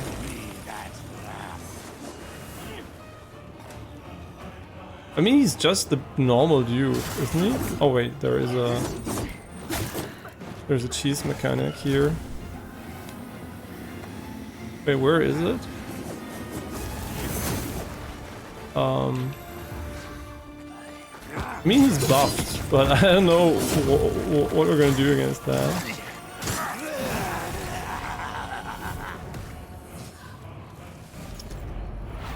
Okay, I just threw the other stuff on him. Maybe we should use the lamp charges first. Yeah, but where is his buff, right? He does have a buff somewhere. I think. It's down here. To get down there, I need to go over there. Is it up here? I don't really get it.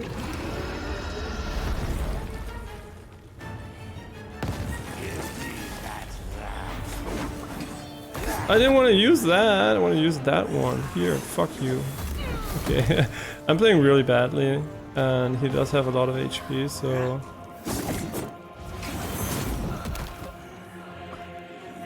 What I don't like about this fight is that he has this weird thing going on with him in the middle.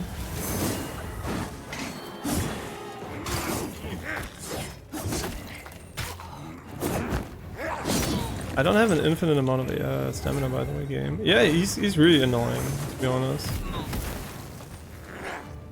We shouldn't have put the fire mini on. Okay, we're not gonna first try him again. I mean, not that we ever did.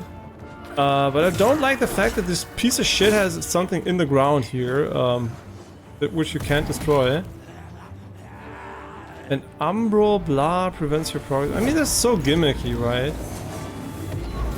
Where is the lamp? I can't even fight the boss, right? I'm just playing some kind of fucking mini game here. Yeah, I don't know how to get down there. No idea. We should probably just have fought him directly without trying to get it. Yeah, so let's just find I don't even know where the fuck it is.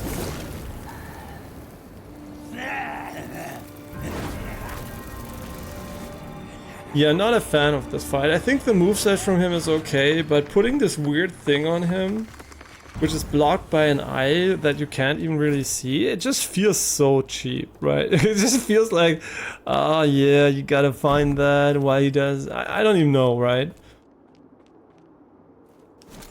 I don't even know what the summon did for us, if he died instantly or not. I don't care too much, I just want to find the fucking...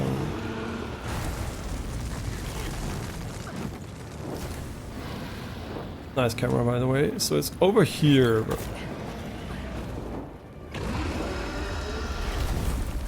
But where exactly is it? I mean, it's on the other side. How can that be, right?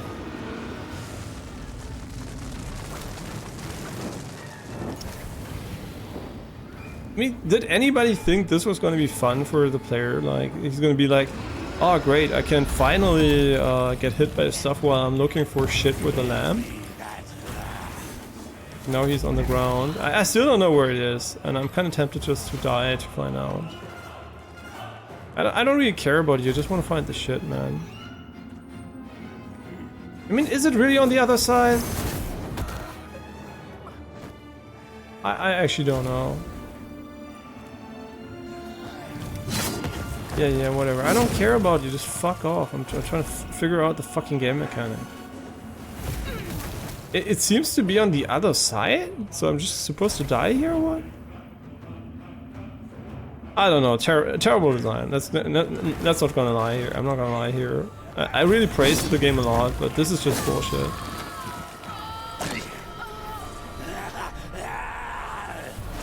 I don't want to fight you. I want to find the fucking eye, which is probably not even accessible from inside the boss arena for whatever fucking reason. Maybe it's not even accessible at all. It's just so annoying. I mean, let's just practice this moveset a bit. I don't even care actually, just kill me. Come on, hurry up. Please, come on. Oh, Jesus Christ, I hate the bosses do nothing when you wait. Here we get it. You have huge downtimes, and it's probably gonna not be that hard to get you to your second phase. Oh my god, please.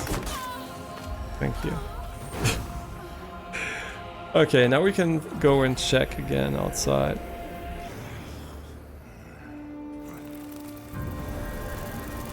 Yeah, let's just go and check. I'm pretty confident we can beat him without it too, but it does feel kind of annoying to have a mechanic which is not accessible. But where is it? Come on. Is it in there? Why is it so gimmicky? Why did they have to do this, right? There was no reason to fucking make it this gimmicky. Just fucking stop with that shit already. I get it, Demon Souls had a lot of gimmicky shit. Souls also has like a lot of gimmicky shit, but it's just bad most of the time, right? It's nothing in the player is like, oh, so cool. Wow, great. So I would have needed... I needed to see that before the fight? I'm so confused. What exactly does the game tell you in that moment? Is this... the only thing I can imagine is like, you have to be really good to first try him, even though it is the third time you see him. I don't know. Maybe, right? I have no idea what they think. But this really seems like a very, very... stupid way to design your boss. Like, in general, I like the idea that he comes back and is like difficult enough to kill you most of the time, blah blah blah. I like that, right? That's cool. What I don't like is that the camera is absolute shit and I can't look down. What is going on? Fucking let me look down, you fucking piece of shit game. Jesus fucking Christ. I think we destroyed it. I think we did, right? No idea, man. No idea. And we're not gonna buff our weapon with fire. In general, we have fire as an element. Okay, now we drop down. Yeah, whatever. Fucking eat shit, bitch. What is he even doing?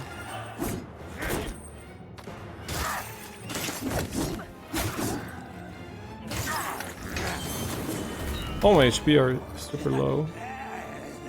I didn't see my HP. I don't even know why it was so low. What is going on here? I mean, it does do a lot of damage. Not gonna lie about that one.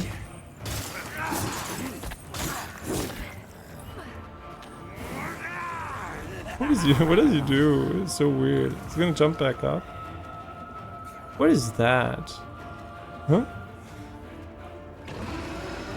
Or did they just fuck up the effect on him? Maybe we can even use... I mean, why would I? Why would I try hard him, right? Fuck him. Who cares about him? Boring boss. I mean, so far, actually, I say he's a boring boss. But he's still one of the better bosses in the game, right? Just because he's boring, I don't think he's the worst boss in the game, right? I don't like the mechanic with the metal stuff. I think that's totally unnecessary and they could have done without it. Oh, right. He has iframes when he drops.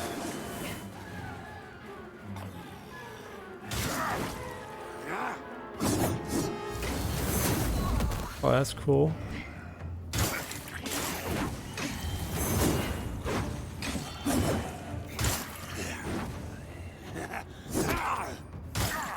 Yeah, we could also change the ring to a better version.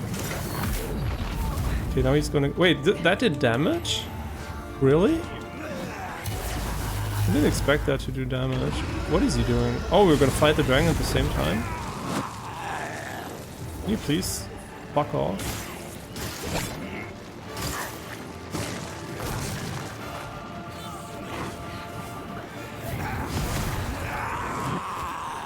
Okay, I get it. You do a lot of damage, fire damage, blah blah blah. Fucking eat shit, bitch.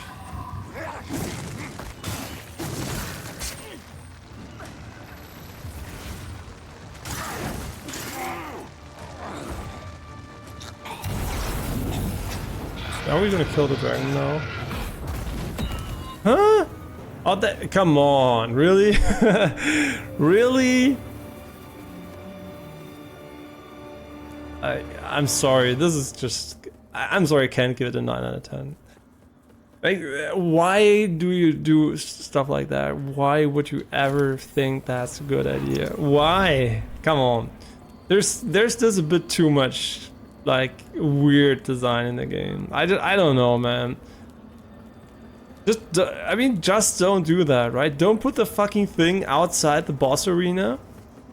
Like, don't do that. I know why you did it. It's a terrible idea. Don't do it. I understand you wanted to make him harder to first try. I get it, right? It's like a gimmick, right? But it feels terrible because the player will look for solutions, right? He will be in the middle of the fight. Instead of doing his good first attempt, the player will be with a lamp here, looking around, and then will find it and be confused. And it's not even gonna fight the boss. So why would you fucking do that? It's such bullshit design. And then at the end, the Nova. Why? Why the fuck would you do that? Why? Aha, I'm gonna kill the player just for fun. Kick W, so funny. Seriously, just don't fucking do that, man. Holy shit. Whoever did the bosses, shame on you, man. Everybody, I mean, maybe it's the same guy that did the levels, but really more monster type enemies that are not humanoids. I guess I know why they did it. Easier animations, less cost, whatever. Yeah, more enemy variety. And definitely better bosses, man. I mean, come on. What the fuck is this shit? Yeah, I really dislike dislike this, man. Not cool, not cool. Okay, we're gonna go back for some healing because I don't know if there's gonna be an enemy here. I don't think it's this way we need to go, but the other way. Really unfortunate. I mean, good game, definitely, but I like it more than Lies of P for sure, but I still think a 9 out of 10 is not possible for me. I have to give it an 8 out of 10. I can't give it a 9 out of 10. I'm sorry. Too much bullshit. Too much bullshit in the game. Just bad design at some points. And I can take so much bad design, but there's just a limit, right? There's a limit for me. And the limit has been reached. On my end, I kind of dislike the bosses enough to be yeah, discontent with that. I mean, the only bosses that were challenging are the ones that have weird design or shit design, in my opinion, like visually maybe, or a weird gimmick or something. And everything else is way too easy. So either it's bullshit or it's too easy, and that's not a good thing to have in your game, right? Either it should be challenging and not bullshit, right? But whatever is the case, I think that is a good point to stop the stream for today. I'm still gonna go back to the door, obviously, because I really hate stopping somewhere where I can get lost, but man, shame on the guy who had these great ideas for the bosses to make them worse than they actually could have been. This guy could have been a good boss, right? He could have been a good, well-designed boss. Some fucking... If that creature couldn't put an end to you, then I'll just have to do it myself! Hey, what the fuck are you doing? Yo, come on, bitch. Andreas the pleb.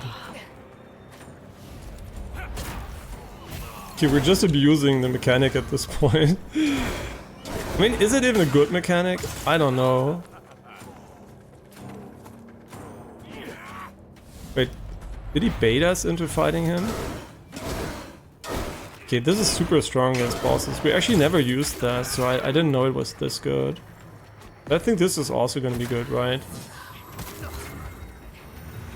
You know, we're poisoned, which is fine. I have something against it here. Oh my god, this is such a terrible fight visually. I have no idea what the fuck's going on. Okay, can we just get away from him for a moment? Oh, this is not my healing.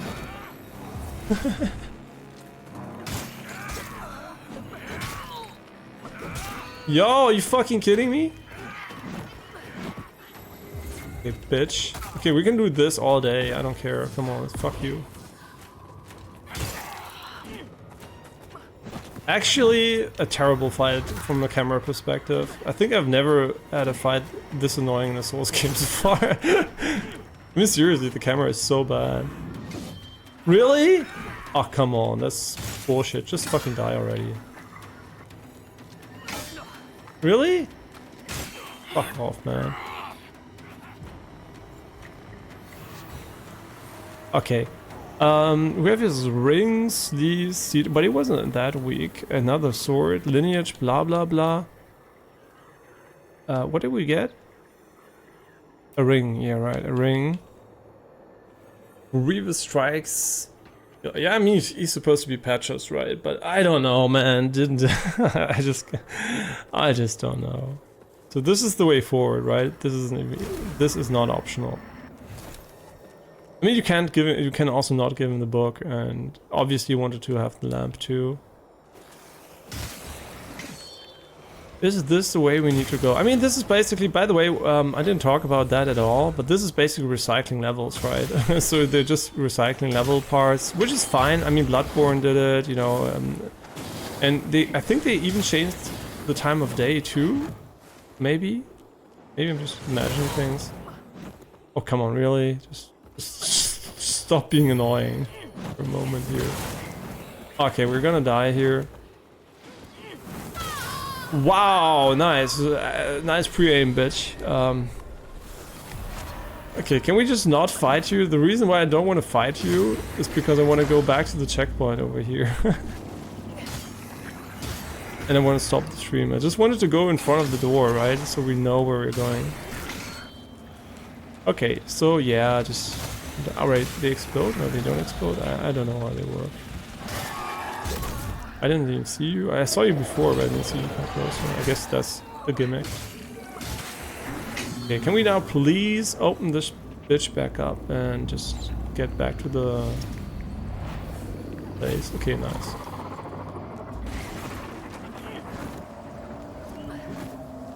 Okay. Okay, this is finally progress, right? Very nice. Okay, I'm gonna save here, and I'm gonna go there. I'm gonna go there. You be on your way, lamp. I don't know what the fuck you're talking about. Upgrade character. I mean, we could go for more HP. I mean, this still gets 3 damage on one weapon, which is not amazing, right? It's actually not that the best scaling ever, but... we could also go for the final boss. I mean, I'm just gonna look. Is it the final boss or the level? I have to go to the toilet. I'm not really focused at all. But I'm just curious. Is it the final boss or a level? I think it's gonna be a level because there was a beacon, right? And the beacon is pretty far away. Yeah, but so this is basically, I think, the home stretch.